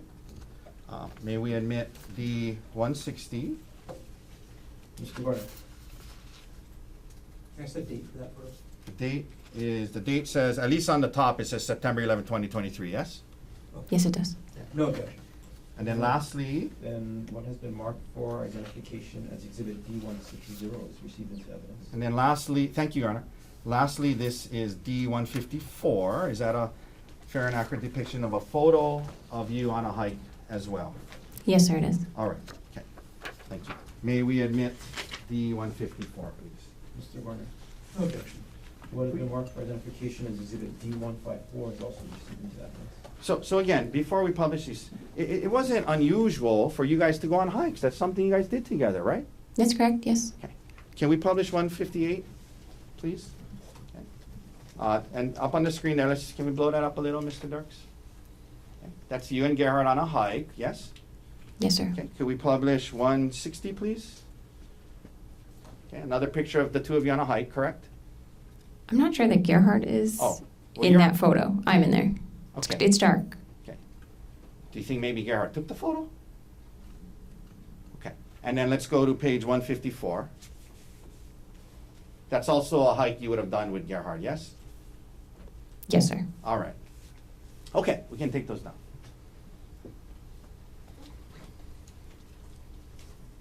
Now, the day of the trip comes, and you guys go to the airport on Maui, presumably together, yes? Yes, sir, we went together. And isn't it true that you, because it was a short trip, you didn't check bags, you just carried on luggage, right? Most likely, yes. I don't recall, but most likely. And you would have gone through TSA security screening with Gerhardt, correct? Yes, sir. It's not like he went first through the TSA screening, and then later on you came and met him there. You guys went through the screening together, put your bags through the screening together at the same time, correct? I would assume so, yes, sir. And no problems getting through TSA that day, correct? Not that I recall, sir. You get to Oahu, and the first day and night, as you indicated, you guys are having a fine time, right? Yes, sir. Go to the spa, go to dinner, and everything seems fine, right? Yes, sir. Okay. Next day is your birthday, right? That's correct, sir. And you wake up, and the prosecutor admitted a letter that Gerhardt gave you. I want to read it now since it wasn't read earlier, okay? Objection to argumentative. Well, we'll let the jury see it now, okay? So, the birthday card, in addition to that, he gave you a gift, right? Yes, sir. And it was a nice necklace, yes? Yes, sir. He gave me a necklace. Okay. So with the card, that morning of your birthday, he gives you this nice birthday card and he gives you a nice gift before you guys head out on the hike, correct? Yes, sir. And 1 second, Your Honor, if we could, it's a similar. We have it as D-127, but I think this is the one you admitted. Do you have a problem if we admit this? I can't pull it up. I don't have it. This is just a little more. I'm sorry. Yeah, is it in there? Okay. May I retrieve the exhibit? Yes. With the card? I don't know what number it is, sorry. Oh, thank you. Okay, thanks. Okay. May I approach? Yes. Okay. I'm approaching with S-133 already in evidence. Ma'am, can you please read that out loud to the jury? This is the letter that Gerhardt wrote to you on the morning of this hike. Well, let me rephrase that. This is the letter he gave to you on the morning of the hike, correct? This is the birthday card he gave me. Okay, please Yes, read sir. it to the jury. It says, "Happy birthday. Angel face, there isn't an obstacle in this world too hard for me to fight through for you. I would take on anything just to see your smile. You're one of the kindest, most giving, and selfless people I know, putting others before yourself with so much love. You're the heart of our family, and the heart is drawn. Fun, fearless, and a terrific mom. The kids and I hit the jackpot with you. Love always, G." Okay, may I approach? Okay, so that's the card he gave you the morning of the hike, right? That's right. Okay. Now, in addition to the card and the present he gave you, you were aware that he had made a reservation for dinner that night, the night of the hike, at a restaurant called Fett Restaurant. You knew that, yes? I knew we had dinner reservations. That was the extent of it. Okay. So you knew that the night you're supposed to go on a hike in a day, and you knew that he had made reservations for dinner somewhere that night, correct? Yes, sir. But you didn't know it was at Fett? Correct. Okay.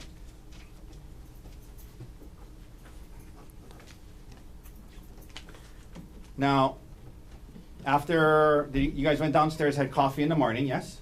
We had coffee and breakfast in the Yeah. morning. And Yes. then you head to the hike, correct? We went and got a coffee on the way out to at a different place. Okay. And then you had drive to the hike in your rent-a-car, correct? That's correct, sir. Now, this topic of life insurance came up, and the prosecutor showed you one email, but during this time period, you mentioned Gerhardt was the one that kind of managed the insurance, finances, taxes, things like that, correct? Gerhardt managed our finances. That's correct. Pretty anal guy, yeah, in terms of managing that stuff, right? Kept records, had documents about retirement, and that's just how he was, right, during your marriage, yes? He was a good record keeper, yes. Yeah. And so leading up to March, as part of you guys working through this issue, right? As part of like, we're gonna be together. There was a discussion about, increasing life insurance for both of you in case something happened, to make sure that the kids were okay and the house could be paid and things like that, right? That's correct, yes. And in fact, he suggested that he would increase his life insurance to over $1 million, 1.5 million, correct? I don't remember the amount of his, but the rationale is correct. We looked at how much money we would need to keep our kids in our home, and based on our pay disparity, he would need a higher life insurance policy than I would need. Yeah, and so you remember telling the detective that yours was closer to 100 and his was closer to $1 million? Yes. Okay. So the effort to do this, he made it a point to make his way more than yours, correct? Again, based on that rationale, yes, sir. The morning of the hike, prior to heading to the hike, Gerhardt showed you an email from that morning showing that the second half of his increased life insurance had been confirmed and put into effect that very morning. You remember him showing you that email? I do not, sir. Would seeing that email from that morning help to refresh your memory? Potentially, I'll look at it, sure. May I approach? I'm not going to admit it. This is the email. D116, Your Honor. Thank you. I'm going to show you this email, and I'm going to ask you if you recall seeing that the morning of the hike. And when you're done reading it, hand it back to me, and we'll read it to yourself and then hand it back to me. Do you want me to read the email itself? No, Oh, I okay. want you to read it to yourself, and then I'm going to ask you a question when you're done.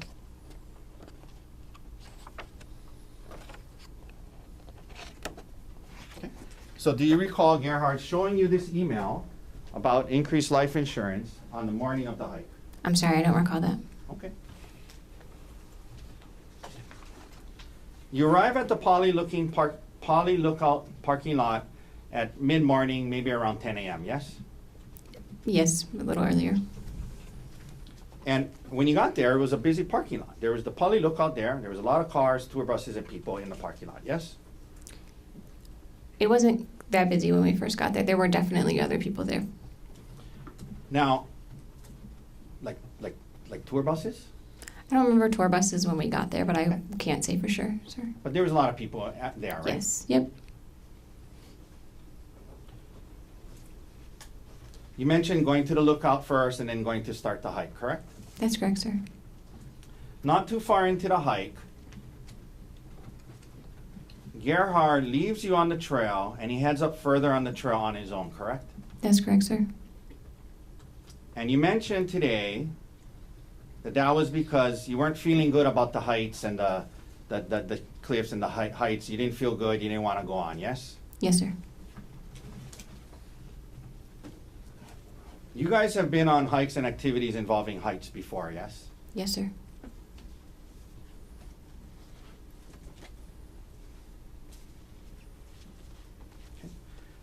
Your Honor, I'm showing defense counsel D147, 149, and 156.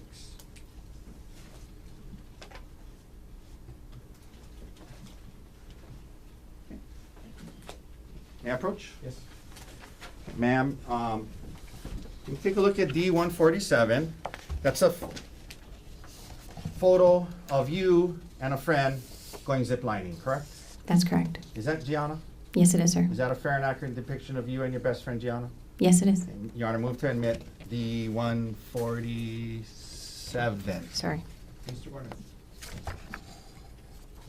No objection. You want to mark for identification as Exhibit D147 is received into evidence? I'll trade with you. Can you give me that one back, please? Sure, sir. D149, is that a picture of you on a zip line? Yes, sir, it is. Is that a fair and accurate depiction of you, on a zip line? Yes, sir. Your Honor, move to admit D149. Mr. Warner? No objection. And Lastly, what D- has been marked for identification as Exhibit D149 is received into evidence? And lastly, D156. Ma'am, is that a photo of you on a hike? Yes, sir, it is. Move to admit D156. Mr. Warner? No objection. What is remarked for identification as D156 is received into evidence. Let's start, please, with publishing D147. We're just talking about that day not feeling good about the heights and whatnot. This is a picture of you and Gianna going ziplining, yes? Yes, sir. This was before this incident, correct? Yes, sir. Okay, let's go to D149, please. That's a picture of you on the zip line, yes? Yes, sir. Okay. Let's go to 156. That's a picture of you on a hike from 2023, correct? Yes, it is, sir. Okay. So you were willing to stand there and take a picture that day, correct? Yes, I was. All right, you can take that down. So on this day, you're saying not feeling good about the heights, and that's what caused Gerhardt to go off on his own because you were going to stay back, correct? That's why I stopped hiking, yes, sir. But you do acknowledge that he left you on this trail not very far in from the parking lot, correct? Yes, sir.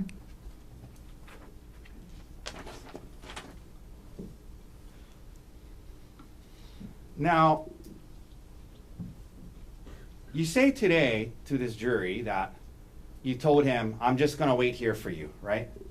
That's correct, sir. And you're under oath today, right?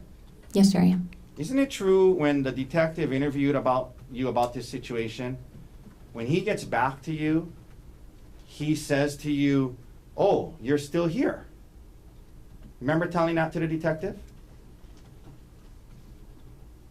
Not specifically, but that sounds accurate. Okay, well, would seeing the transcript of what you told the detective help to refresh your memory?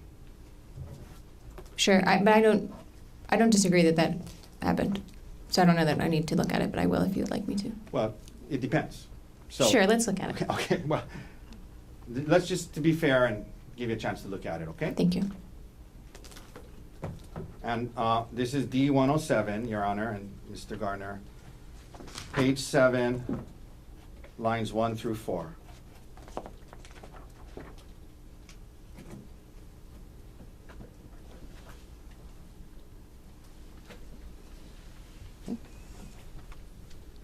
If you can just read, oh, sorry, line 1. Read it to yourself, not out loud. Sure. Read it till line 4, and let me know when you're done. Sure, I'm Okay. finished. Thank you. Okay, ma'am, isn't it true you told the detective that day when Gerhardt got back to where you were waiting, he said, oh, you're still here, right? Yes, sir, that's true. As in, he thought you were going back to the car, right? That was not the implication, sir.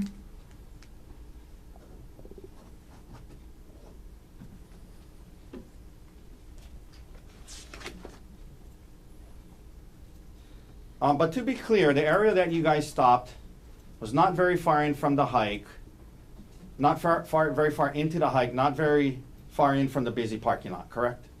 That's right. It wasn't very far. That's correct. You described it as about 400 yards in, correct? I don't think I described it that way, sir. Okay. Would seeing what you told the detective help you recall that that's how you described it? Sure. We're now going to go to D106, page 10.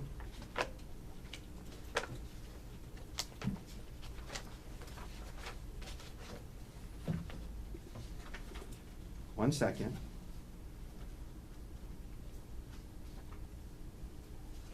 I apologize. Didn't you describe it as about a quarter mile in? That sounds more accurate, sir. Okay. I apologize. That's Quarter okay. mile is 400 yards, right? I have no idea, sir. Okay. Need a calculator out. All right. But you described it as about a quarter mile in, yes? Yes, sir. Not super far up this trail from the parking lot, correct? A quarter mile. I mean, it's uphill and it's rocky, but yes. But not super far into the trail, correct? A quarter mile, sir. So now he comes back, and you say he wants to, at some point, take a selfie, correct? That's right, sir.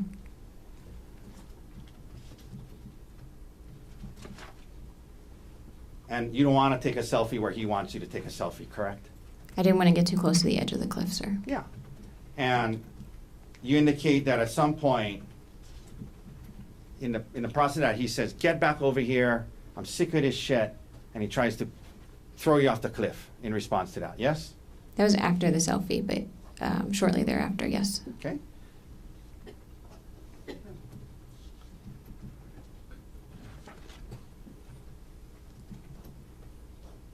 And you indicated that when he initially, according to your version of events, when he initially grabs you, Objection, argumentative. Ask the question. according to your version of events, when he grabs you, he says, get back over here, and your first thought was that he was kidding because he really wanted a selfie, right? It was just very shocking. So yes, my initial reaction was, he must be kidding, yes. But isn't it true you told the detective, my first instinct was that he was kidding and he really wanted a selfie? Yes, sir. And then you throw yourself on the ground, correct? We're like wrestling. So he grabs me. I realize he's not kidding because he's forcefully moving me towards the edge. We wrestle and I throw myself on the ground. Yes, sir. Okay. And when you did that, you were about 10 feet away from the cliff, correct? Something like that, yes, sir. And that's what you told the detective, you're 10 feet away from the cliff, yes? I think I said I was about 10 feet away from the cliff, sir. Where you end up on the ground, there were plants, shrubbery, and trees in that area between you and the cliff, correct? Yes, sir.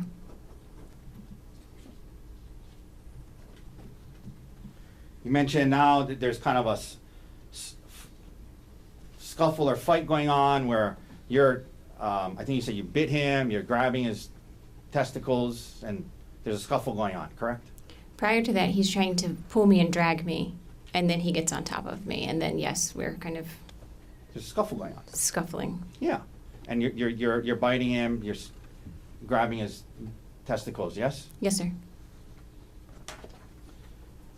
Now, you said that at some point he has a syringe, correct? Yes, sir. And according to you, you did not see where he grabbed that from. Is that right? That's right, sir. 1 second, Your Honor. 1 second, ma'am.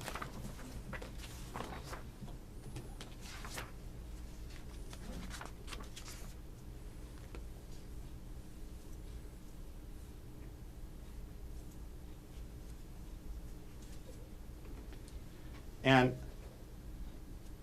according to you, he's holding this syringe, and according to you, you flick it out of his hand, right?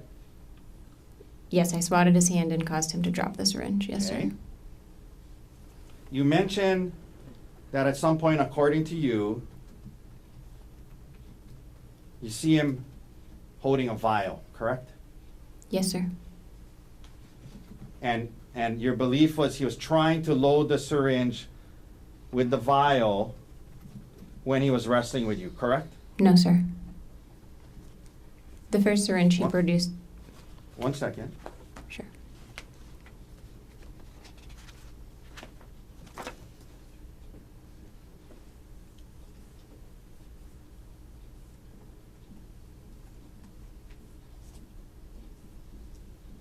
Okay. So you knocked the first syringe. He's getting the second syringe. But you think the vial is because he wants to load the syringe, right? That's right, sir. Right. According to you, this is happening while you're on top. He's on top of you. According to you, there's a kind of a scuffle going on, and he's holding a vial with one hand, reaching for another, into his bag with his other hand, and he's also covering your mouth at some point, right? Yes, sir. If I can explain, he has the vial in his right hand and a closed fist, and so he's using that arm and hand to kind of hold me down. And then when I'm trying to talk to him too, and when I start screaming, he gives up his search for the syringe with his left hand and will hold his hand over my mouth while I scream and then resume looking in Okay. his bag. So holding the syringe in one hand, No, sir. That's a vial in his hand. I'm holding the vial with one hand, holding you down with that same hand, according to you, reaching for another thing, then covering your mouth. That's what's going on, according to you, yes? When he's sitting on top of me, so his Right. weight is on me too, sir, yes. And then you guys are having a conversation as well. You discussed that, yes? I don't know that I would call that a conversation, but yes, we were. Now,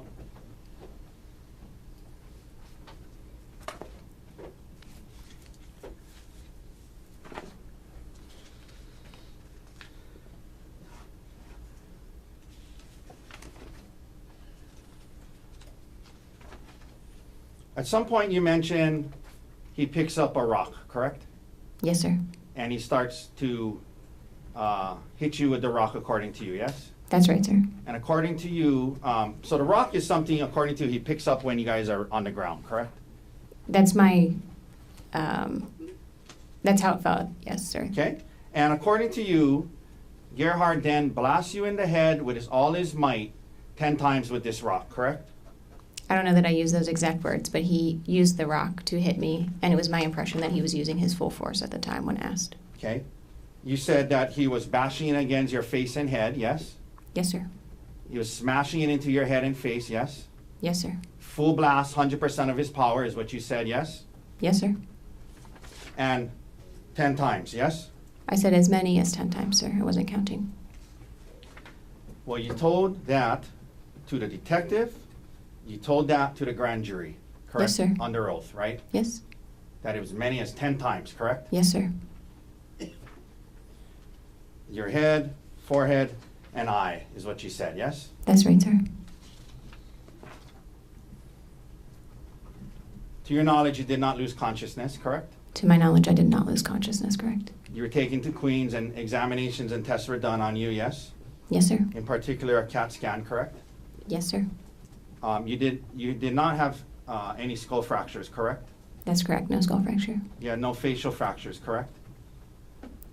That's correct. No fracture on my face. You were discharged the next day, correct? Yes, sir. When you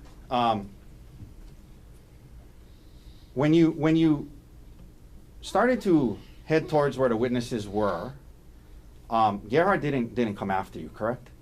That's correct, sir. Okay. And they help you down the mountain, and towards the bottom, you actually stand up and walk for the bottom part to get to the wall with their assistance, right?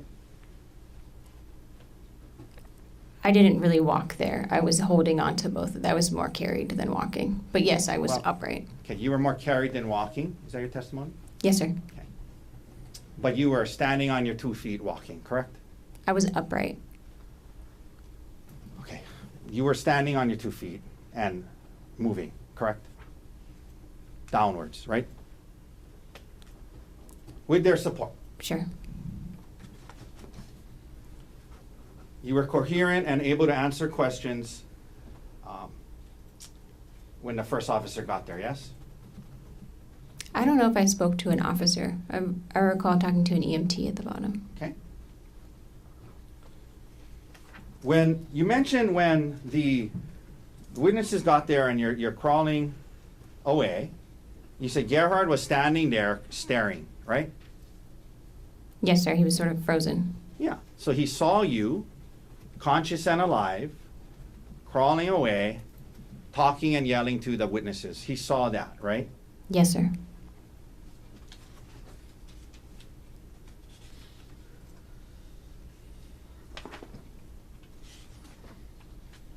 Okay. You go back to Maui. 3 days later, you say that this work bag of his gets turned into the police, correct? The evidence specialist picked it up on that Friday. Okay. And you said today that you're at home and you see his work bag and you open it and you say under oath today to this jury, the words you used was, I was surprised. I was surprised to see the syringes and vials, right? That's what you said today, right? Yes, sir.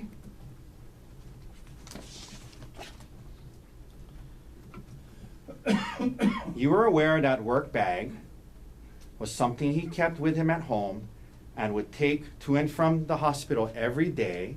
You were aware of that before this incident, correct? Yes, sir. Okay. And in fact, you were aware that he would bring syringes and lidocaine and other stuff and have it at home in case of emergencies, right? Yes, sir. Okay. You knew that before you discovered this work bag, correct? Yes, sir.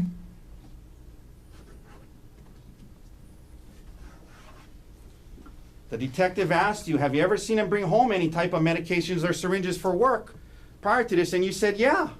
You told the detective you knew about it, right?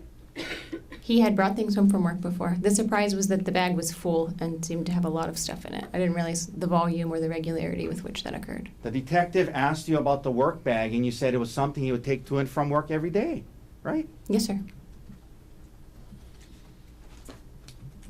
The first call you make upon this discovery is not to the police, not to the prosecutors, but to your attorney, correct? That's correct, sir. This is 3 days later, right? The 27th of March, 2025, correct? That's correct, on a Thursday. By then you had an attorney, yes? Yes, sir.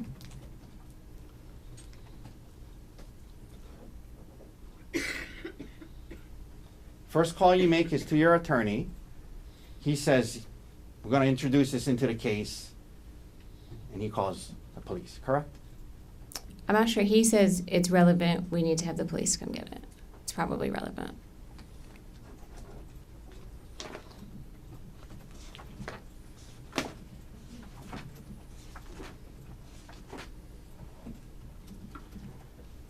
You discharged from the hospital on March 25th, and you return to Maui, and you continue your care, correct? That's right, sir. And we mentioned by the March 27th, you had an attorney, yes? Yes, sir. On March 31st, you go to see your primary care doctor on Maui, Dr. Joanna Yun, correct? Or Yun, correct? That sounds right. The date I'm not certain of, but thereabouts, for sure. She was your primary care doctor, yes? Yes, for You had a sure. doctor-patient relationship with her from before this incident, correct? Yes, sir. She examines you, discusses your symptoms, and during that visit, correct? Yes, sir. She comes up with well, could you actually access your, that was with Kaiser, correct? Yes, sir. Could you access your Kaiser records at that time online? I'm sure I could. Yes, sir. She comes up with a diagnosis list for the visit, and then the next day on April 1st, you email her and you ask her, hey, doctor, do you mind adding traumatic brain injury to your diagnosis list? Objection, rule of completeness. Sustained. I'm going to get to the second part of it. We'll read the exact email. Isn't it true you emailed Dr. Yun? Hi, Dr. Yun, on April 1st, 10 a.m., 10:03 a.m.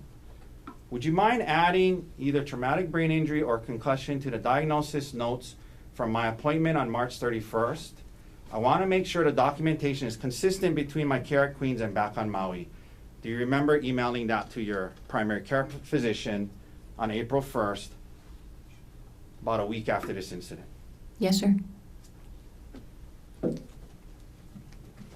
She had not included that on her diagnosis list after your visit, correct? Traumatic brain injury or concussion, correct? Correct. That's the I'm purpose of sorry, the email. I apologize. She had not added traumatic brain injury to her diagnosis list, correct? For her notes for the 31st, that's correct. You had an attorney by March 27th, correct? Yes, sir. April 1st, you're emailing your doctor saying, can you please add traumatic brain injury to my diagnosis, correct? Objection, rule of completeness. Cross. Sustained. Partially, what you emailed your doctor was, can you add traumatic brain injury to my diagnosis? Yes? Objection. Sustained. Okay, I'll read the whole email again.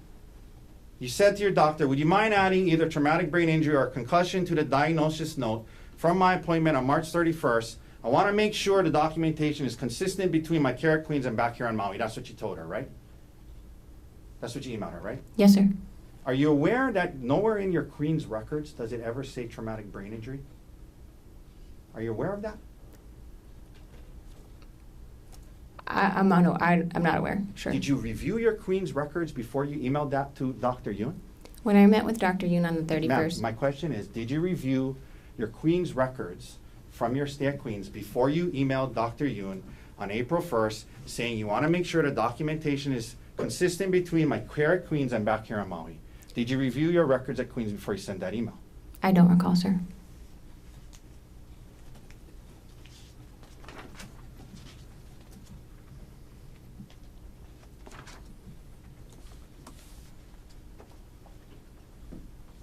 Ma'am, following the incident, well, I'm sorry, prior to the incident, you and Gerhardt had joint bank accounts together, correct?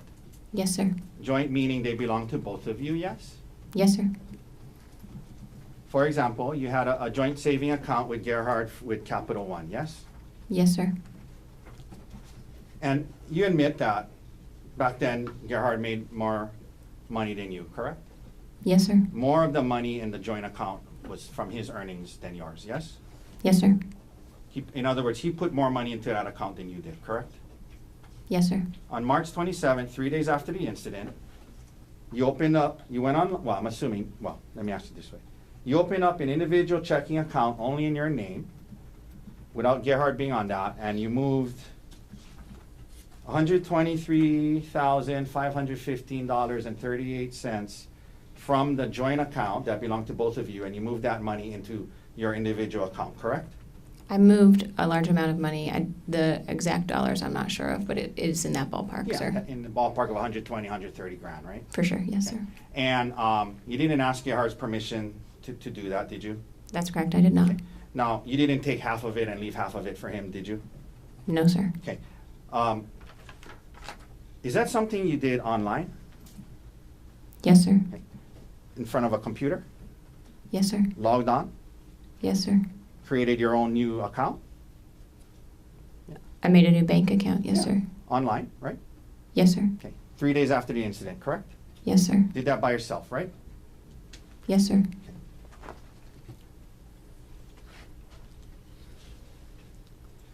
On March 27th, when you did move that money, you had not yet filed for divorce, is that right? That's correct. You were planning to do so, correct? Yes, sir.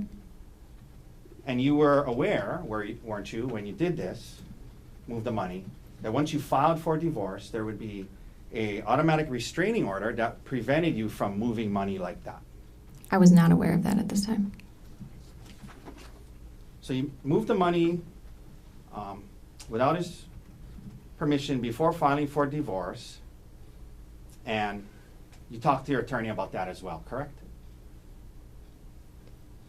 I talked to my attorney about whether or not I was allowed to move money from a joint bank account. Okay? Yes, sir. Now, and he told you you can so long as you don't file for divorce yet, right? He did not say that, sir. Later on, when you were asked about this, you indicated to the prosecutors that you did it because, in part, there was a need to pay back your parents $85,000 from a loan that they had given you and Gerhardt, correct? That's what you told the prosecutors, that partly why you moved that money, partially, was because you wanted to, there was a loan your parents had given you and Gerhardt for $85,000, and you wanted to pay them back with the money you moved, yes? Yes, sir. Okay. And your parents were not in a rush to get paid, correct? You guys had been paying them off slowly, correct? Prior to this, we had been paying them off slowly. That's correct, sir. And in fact, isn't it true that later on when you filed for divorce and you and your divorce attorney tried to get access to Gerhardt's retirement accounts, one of the things that was stated in that proceeding was that you had been making ends meet by seeking the financial support of your family, meaning your parents. You remember asserting that to the family court in your divorce case? Yes, sir. I remember that. Okay. So in the family court divorce case, you're indicating that your parents are helping you get by financially, but in response to this money, this thing about moving the money, you said that you need to pay them back the 85 grand right away, correct? At the time when I paid them back, I did not know that they were going to be in a financial position to help me in the way they are now. Did they say to you when you told them, hey, here's the 85 grand, did they say to you, hold on to it, use it, you're going to need help? No, sir. And by the way, this online banking that you did on the 27th of March, online, created your new account, moved the money. On the 27th of March, I guess that was 4 days before you asked your primary care doctor to add traumatic brain injury to your diagnosis, correct? Objection, rule of completeness. sustained. At the time you moved the money, on March 27th, that was 4 days sat down at a computer, logged onto it, opened up your online banking, created a new account, moved the money from the joint to that one, new one. That was 4 days before you emailed your primary care doctor asking her to add traumatic brain injury and concussion to your diagnosis list, correct? I'm not sure of the exact date of the bank account, but yes, in general, that's correct. You eventually do get a divorce attorney named Brianne Wong Leong, yes? That's correct, sir. And you guys do file a complaint for divorce, correct? That's correct, sir. And you indicate on the complaint that you should get full custody of the kids, correct? Yes, sir.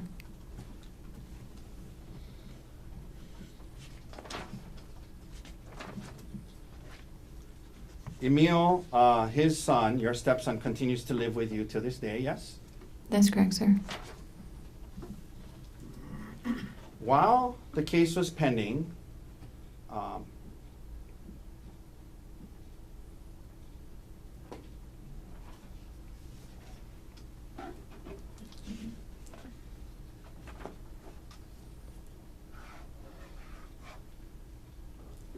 after the incident and Gerhardt is arrested, you start having phone calls with Mr. Miller again, correct? Occasionally, yes, sir. 1 second.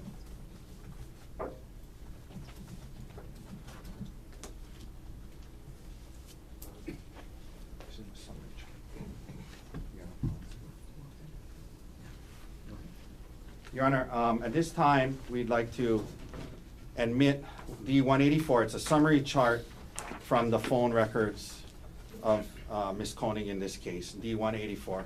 I believe the prosecutor had a chance to examine it for accuracy. Mr. Gardner, with respect to the proffer, No objection.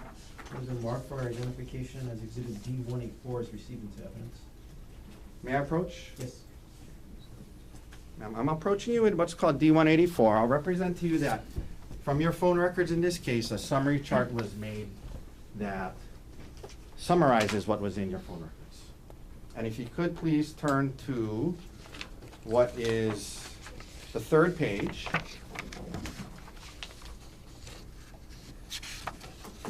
Let me know when you're there. It starts on September 5th, 2024 at the top. You see that? Yes, sir. Okay. If you go down to March 29th, 2025, which is 5 days after the incident, it looks like Mr. Miller tried to call you 3 times, correct? Please give me a second to look at this.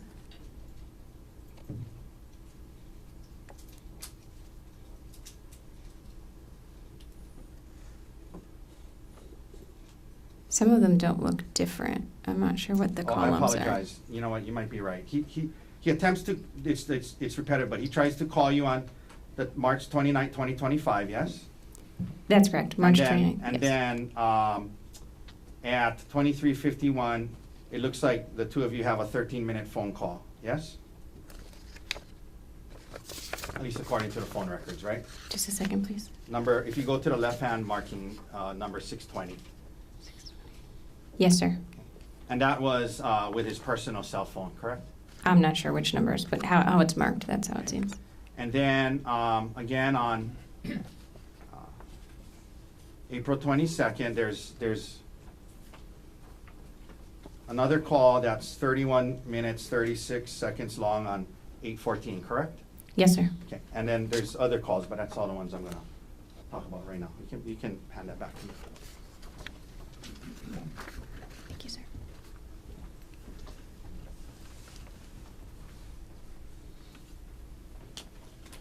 Now, Ms. Konig, in the divorce case, you and your attorney are raising the allegations of attempted murder in this case to get the upper hand in that case, correct? The Let criminal case. me rephrase. Thank you. Do you recall, last week, the day this trial started, you signed off on a document that was submitted to family court called a motion to set. You remember that? Yes, sir. I remember signing the And- motion to set. And in that motion, well, you signed it and adopted it as true. Remember that? Yes, sir. And that motion details the allegations in this case and then states that you should get full custody of the kids, correct? Yes, sir. That the father should not have any contact with the kids due to a finding of family violence, yes? Consistent with previous ruling, yes. That you should keep your retirement and get half of his, right? Yes, sir. That you should keep the house, right? Yes, sir.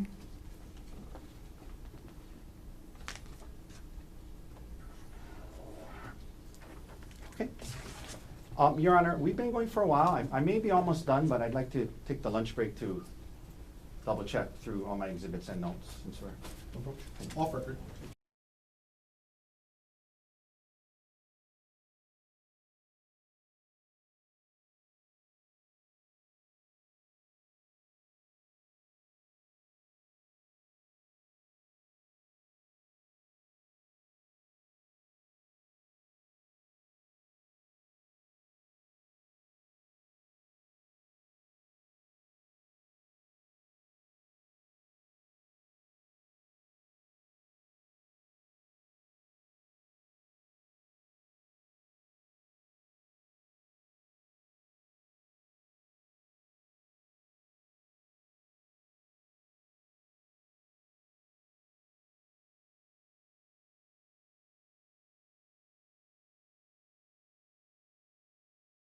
So, ladies and gentlemen, we've been going for a long stretch this time. I'm gonna call it early lunch break. So we'll take our lunch break now, but I'll have you come back early as well. Instead of 1:30, I'm gonna have you come back at 1 o'clock. Still an hour lunch, try to recapture our time. Leave your notebooks on a chair. Don't talk to anybody about this case. Keep an open mind. Do not try to learn about this case outside of the courtroom.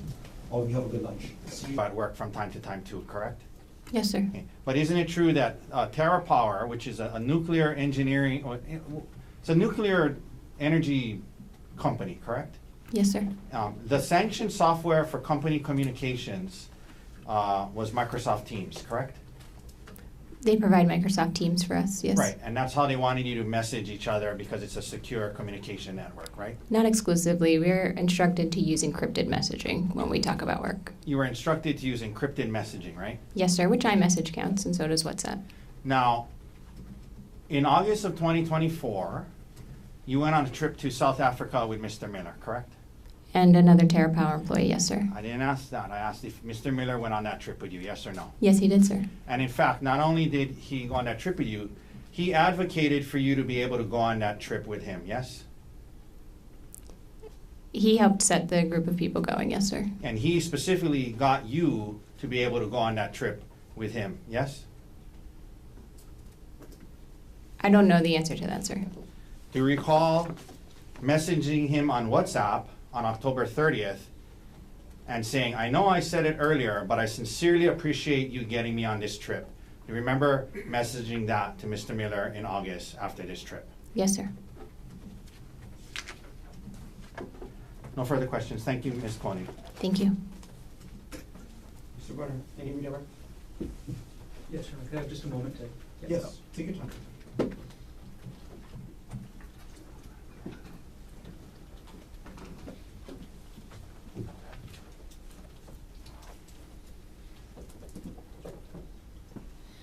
Turn it off. It's off.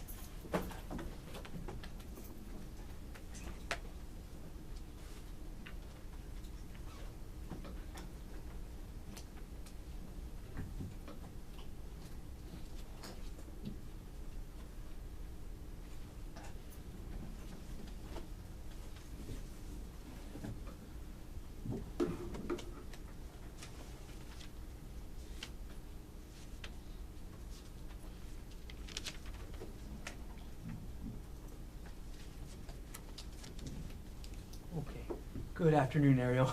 Hi, Joe. Thanks for giving me a moment. Sure. Okay. You were asked earlier this morning about what you told to the detective about whether this was an affair or not. Why did you describe what happened to the detective in the way you did? When everything happened, Gerhardt and I talked in couples therapy and discussed whether or not this was, quote unquote, an emotional affair. And we determined that it felt like an affair to Gerhardt, an emotional affair to Gerhardt. And so that's how we treated it in couples counseling. But in the traditional sense of an affair, aka, sex or something like that, I would not say it was an affair. And that's why I answered that way to the detective. So was there anything physical? Nothing, no. The text on December 9th, 2024 that Mr. Otake asked you about, was that the first time the defendant confronted you? I'm sorry, can you remind me the text that you're referencing, Joel? I apologize. Oh, no problem. It was a text message that you were asked about this morning and essentially took responsibility for the, quote, secret affair. I understand. No, that was not the first time that we had talked about that, no. Okay, so was the first time the defendant confronted you in person or by text message? It was in person. Okay. And then, if you remember, approximately how much later did this text message come in? This would have been about a week later, I think.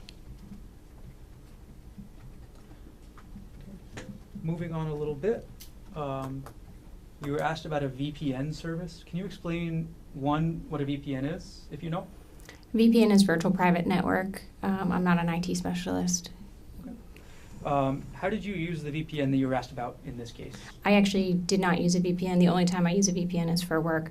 The VPN that was sent to me was in reference to being able to watch locally syndicated football games. So I grew up in Pittsburgh, watched the Steelers, but it's hard to watch them in Maui. A VPN would allow you to change your location to get local networks. Got it. Okay.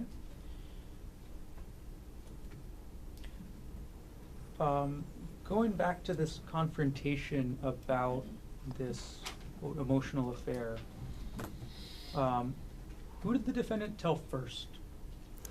He told Bryant and Gianna we were out having a drink, and I went to the restroom, and he told them.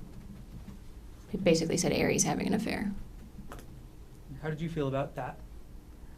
I just felt, like I said, unfair because I would have liked to talk to Gerhardt about it first. And you were asked something about giving up your privacy earlier this morning after the defendant confronted you about this affair. What did you mean by that? After this, Gerhardt oftentimes would either have my phone or would go through my phone regularly, look through my messages, my email, things like that. That's where I was giving up privacy, just allowing him access to my digital communications. And how long did that last for?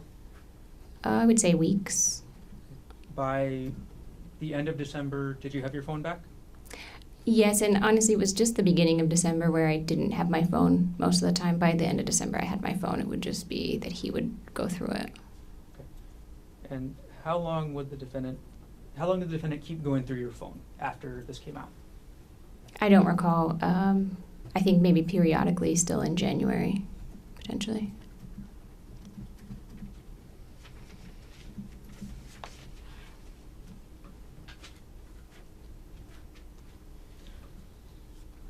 Arielle, you were also asked about a discussion you had with the defendant while on the Palipuka Trail I'm going to restart my question. Sure. You asked about a discussion you had with the defendant about the planning of the trip to Oahu for your birthday. How did the defendant react when you said, we don't need to go to Oahu now? Oh, he was just like, oh, well, we should go. It'll be fun. It'll be nice for it to just be the two of us.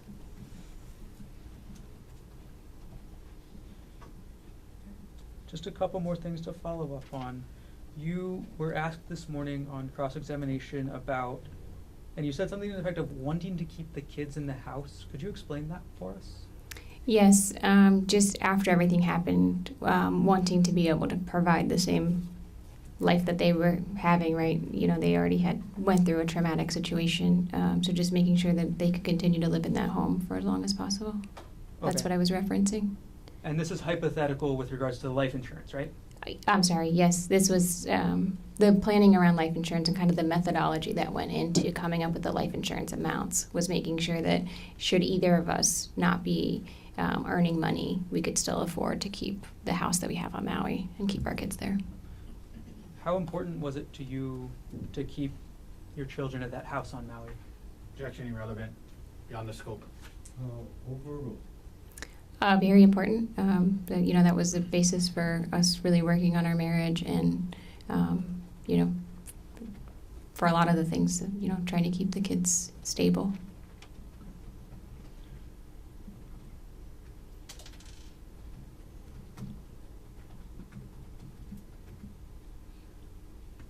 Okay. Now, Arielle, you were asked about a comment. This time I'm asking the correct question. You were asked about a comment made on the trail where the defendant told you, "Oh, you're still here." And what was the context of that? Yeah. Whenever this is referencing when I decided not to continue on the hike and Gerhardt went up and continued to hike a little bit, when he went up the hike, there was never an implication or discussion that I would go back to the car. It was that I was going to wait for him there on the hike. So him saying, "Oh, you're still here," was maybe like thought I was going to maybe look around and explore a little bit from where I was. Your Honor, calls for speculation. It's what she was thinking. So overruled. It's what she's thinking, he was thinking. Is that speculation? Overruled. I'll keep us going forward as well. Okay, you were asked on cross-examination about the number of times that the defendant struck you with a rock. Do you know the exact number? No, sir.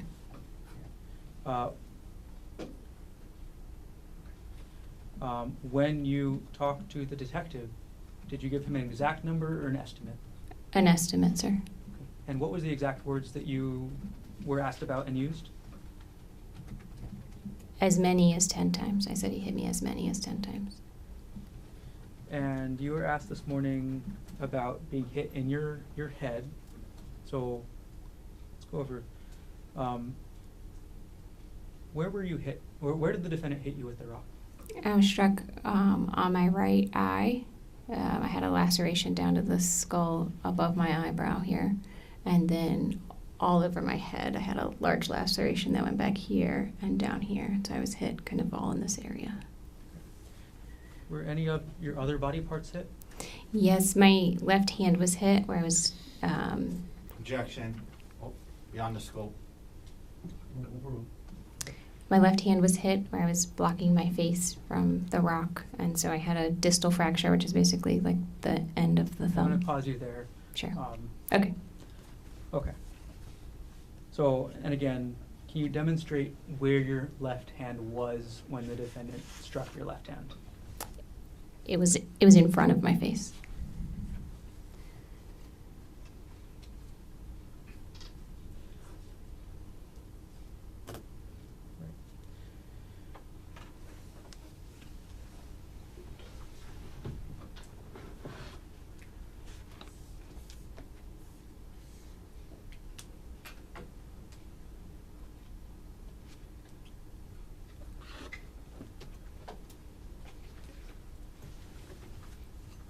Okay, I'm going to show defense counsel what will be marked as State's Exhibit number 88, previously provided. And I'm going to ask to approach. Is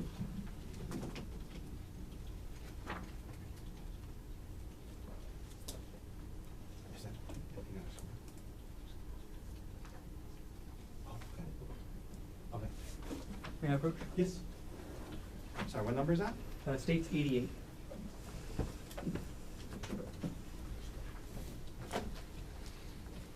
Arielle, I've just handed you what's going to be marked as State's Exhibit 88. What, do you recognize what that is? Yes, sir. Okay, what is that? This is Gerhardt's work bag. Is that the same work bag that the police recovered from your home on Maui? Yes. Okay, thank you. I'm going to retrieve the exhibit from you now. Thank you.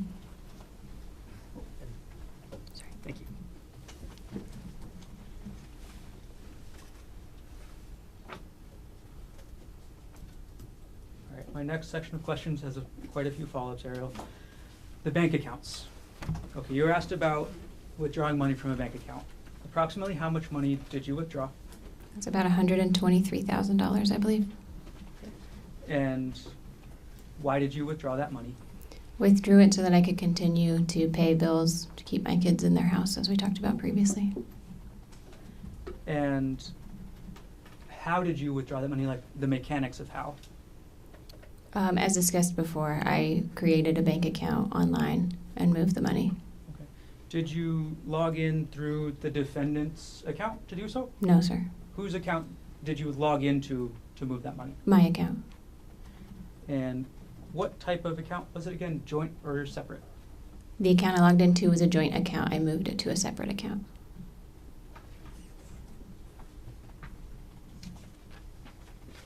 And what did you spend the money on?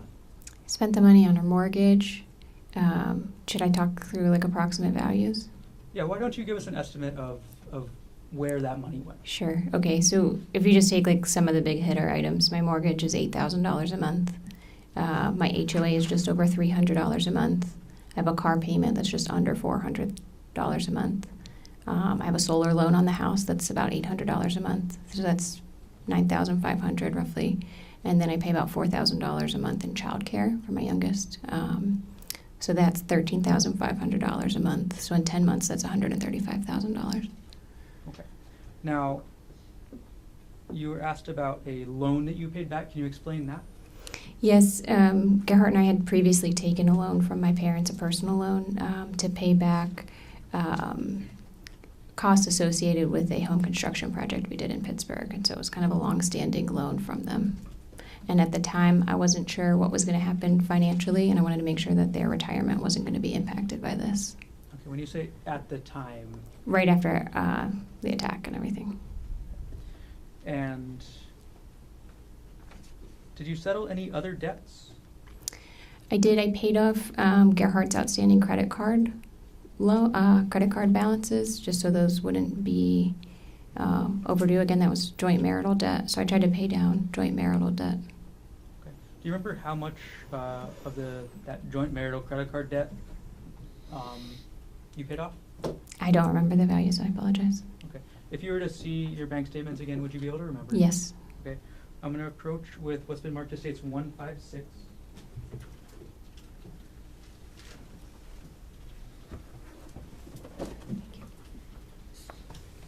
Okay, Arielle, could you take a look through States Exhibit 156 to refresh your memory on how much of the defendant's credit card debt you paid off?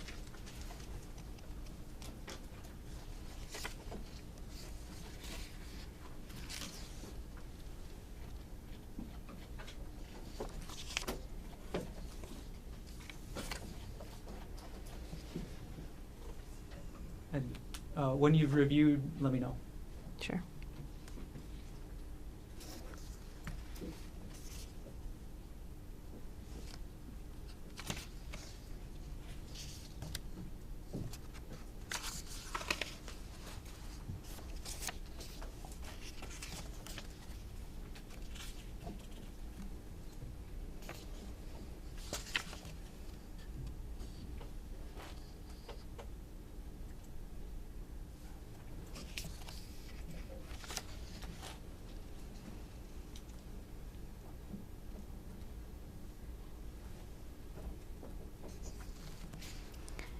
There's one for, I'm sorry.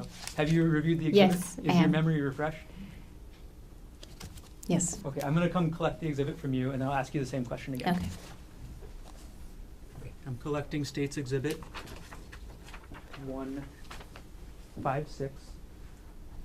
Okay, Arielle, how much of the defendant's credit card debt did you pay off?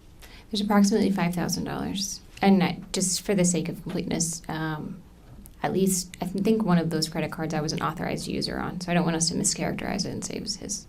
Okay, is that why you considered it joint marital? Yes. Got it.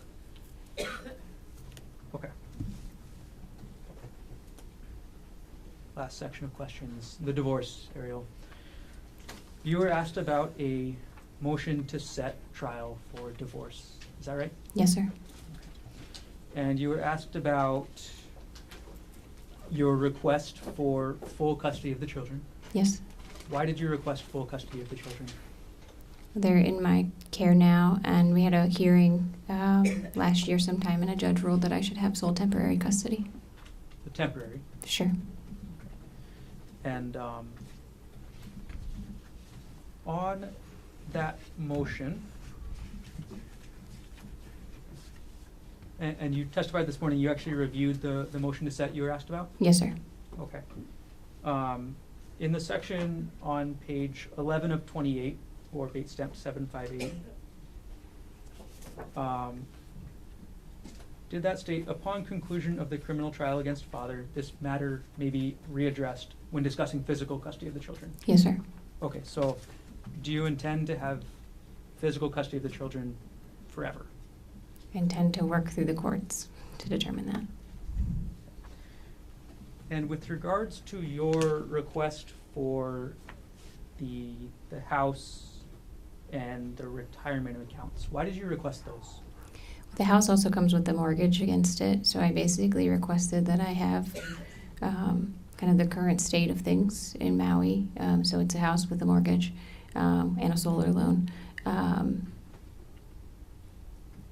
Again, to try to keep my children in a stable environment. That's the house that they're used to living in, and the school district that they're used to, and the neighborhood they're used to. And then the split of the retirement account was, again, based on discussions with my divorce attorney and what would be reasonable in lieu of any kind of child support. I'm sorry? I thought we were just getting to hearsay, but that's fine. Okay.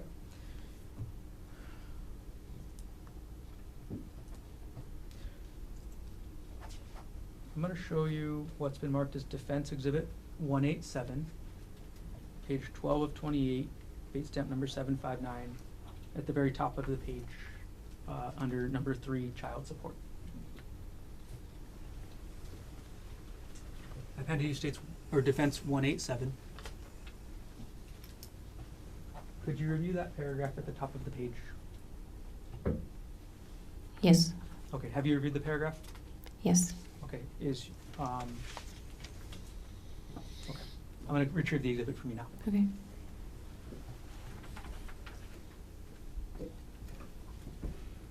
Arielle, why did you request the house and the defendant's, part of the defendant's retirement accounts?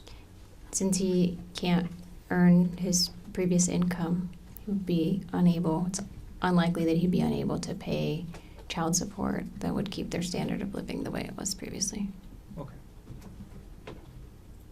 Understood.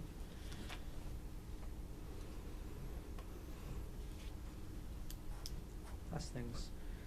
Several times this morning in your testimony, what happened up on the Pali-Puka Trail has been characterized as a scuffle. Is that a fair characterization? I consider scuffle to be like a back and forth, like a wrestling thing. So it depends on the context. I mean, I would call it an attack versus a scuffle. When you were fighting back on March 24, 2025, what were you fighting for? My life and the ability to see my kids again. Thank you. No further questions.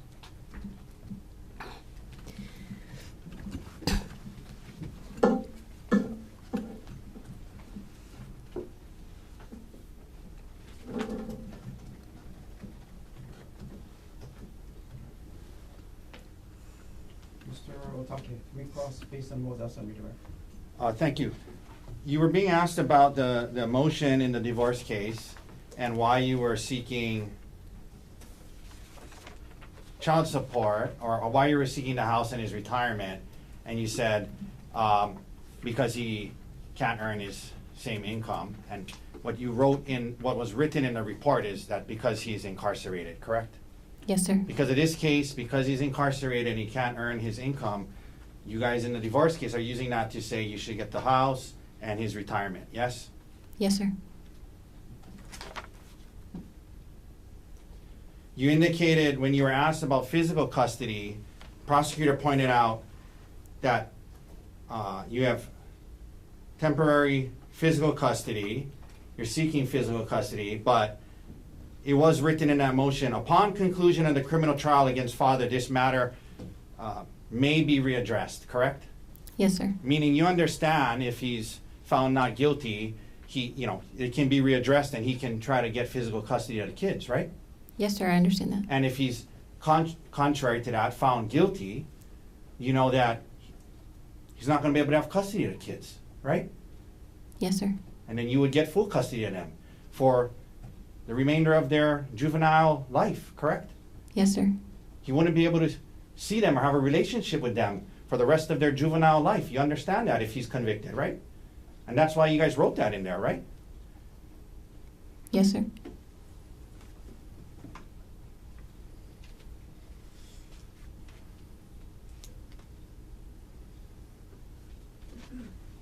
Because of him being incarcerated.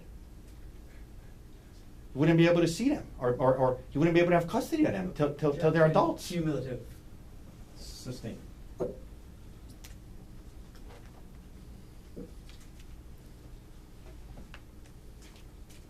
You and your divorce attorney are using the allegations in this case as a basis to ask for certain things in the divorce and custody case, correct? Objection argumentative. No overrule. Correct?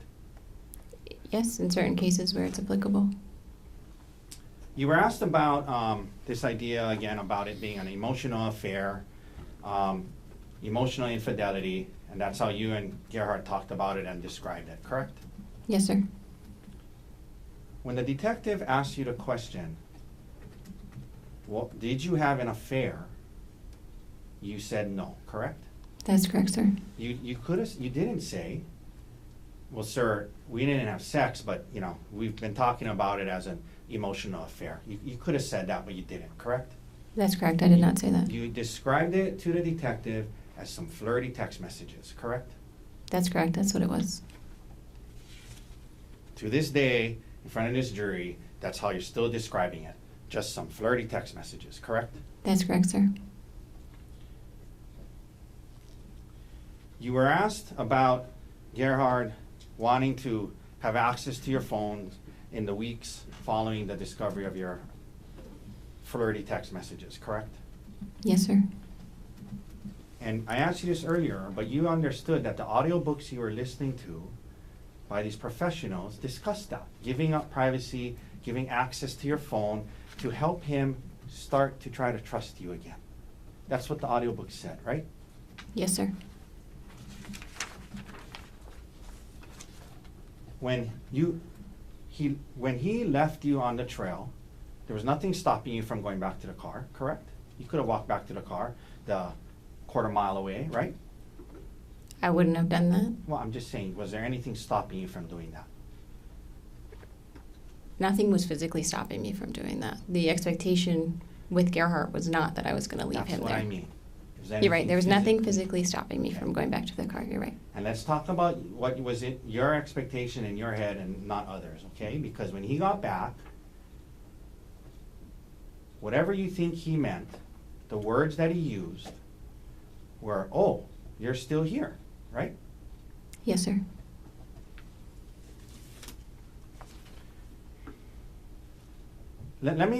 So you were asked about the number of times you're hit with a rock, and you told the grand jury as many as 10 times, yes? Yes, sir. You told the detective as many as 10 times, yes? Yes, sir. But today you're saying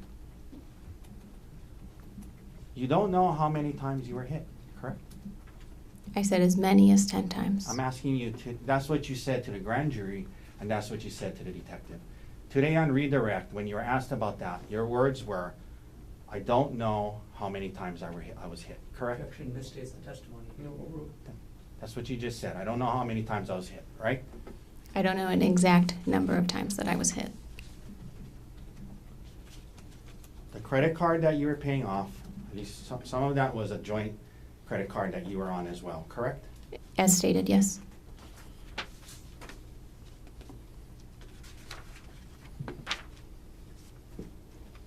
Thank you, ma'am. No further questions. Thanks, sir. Any other questions? No, thank you. Ms. Konig, thank you very much for being here. You can sit down. Again, watch that first time. Thank you, Your Honor.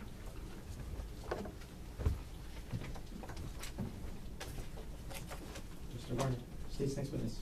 Could I confirm court stop for just a moment? Yes, of course.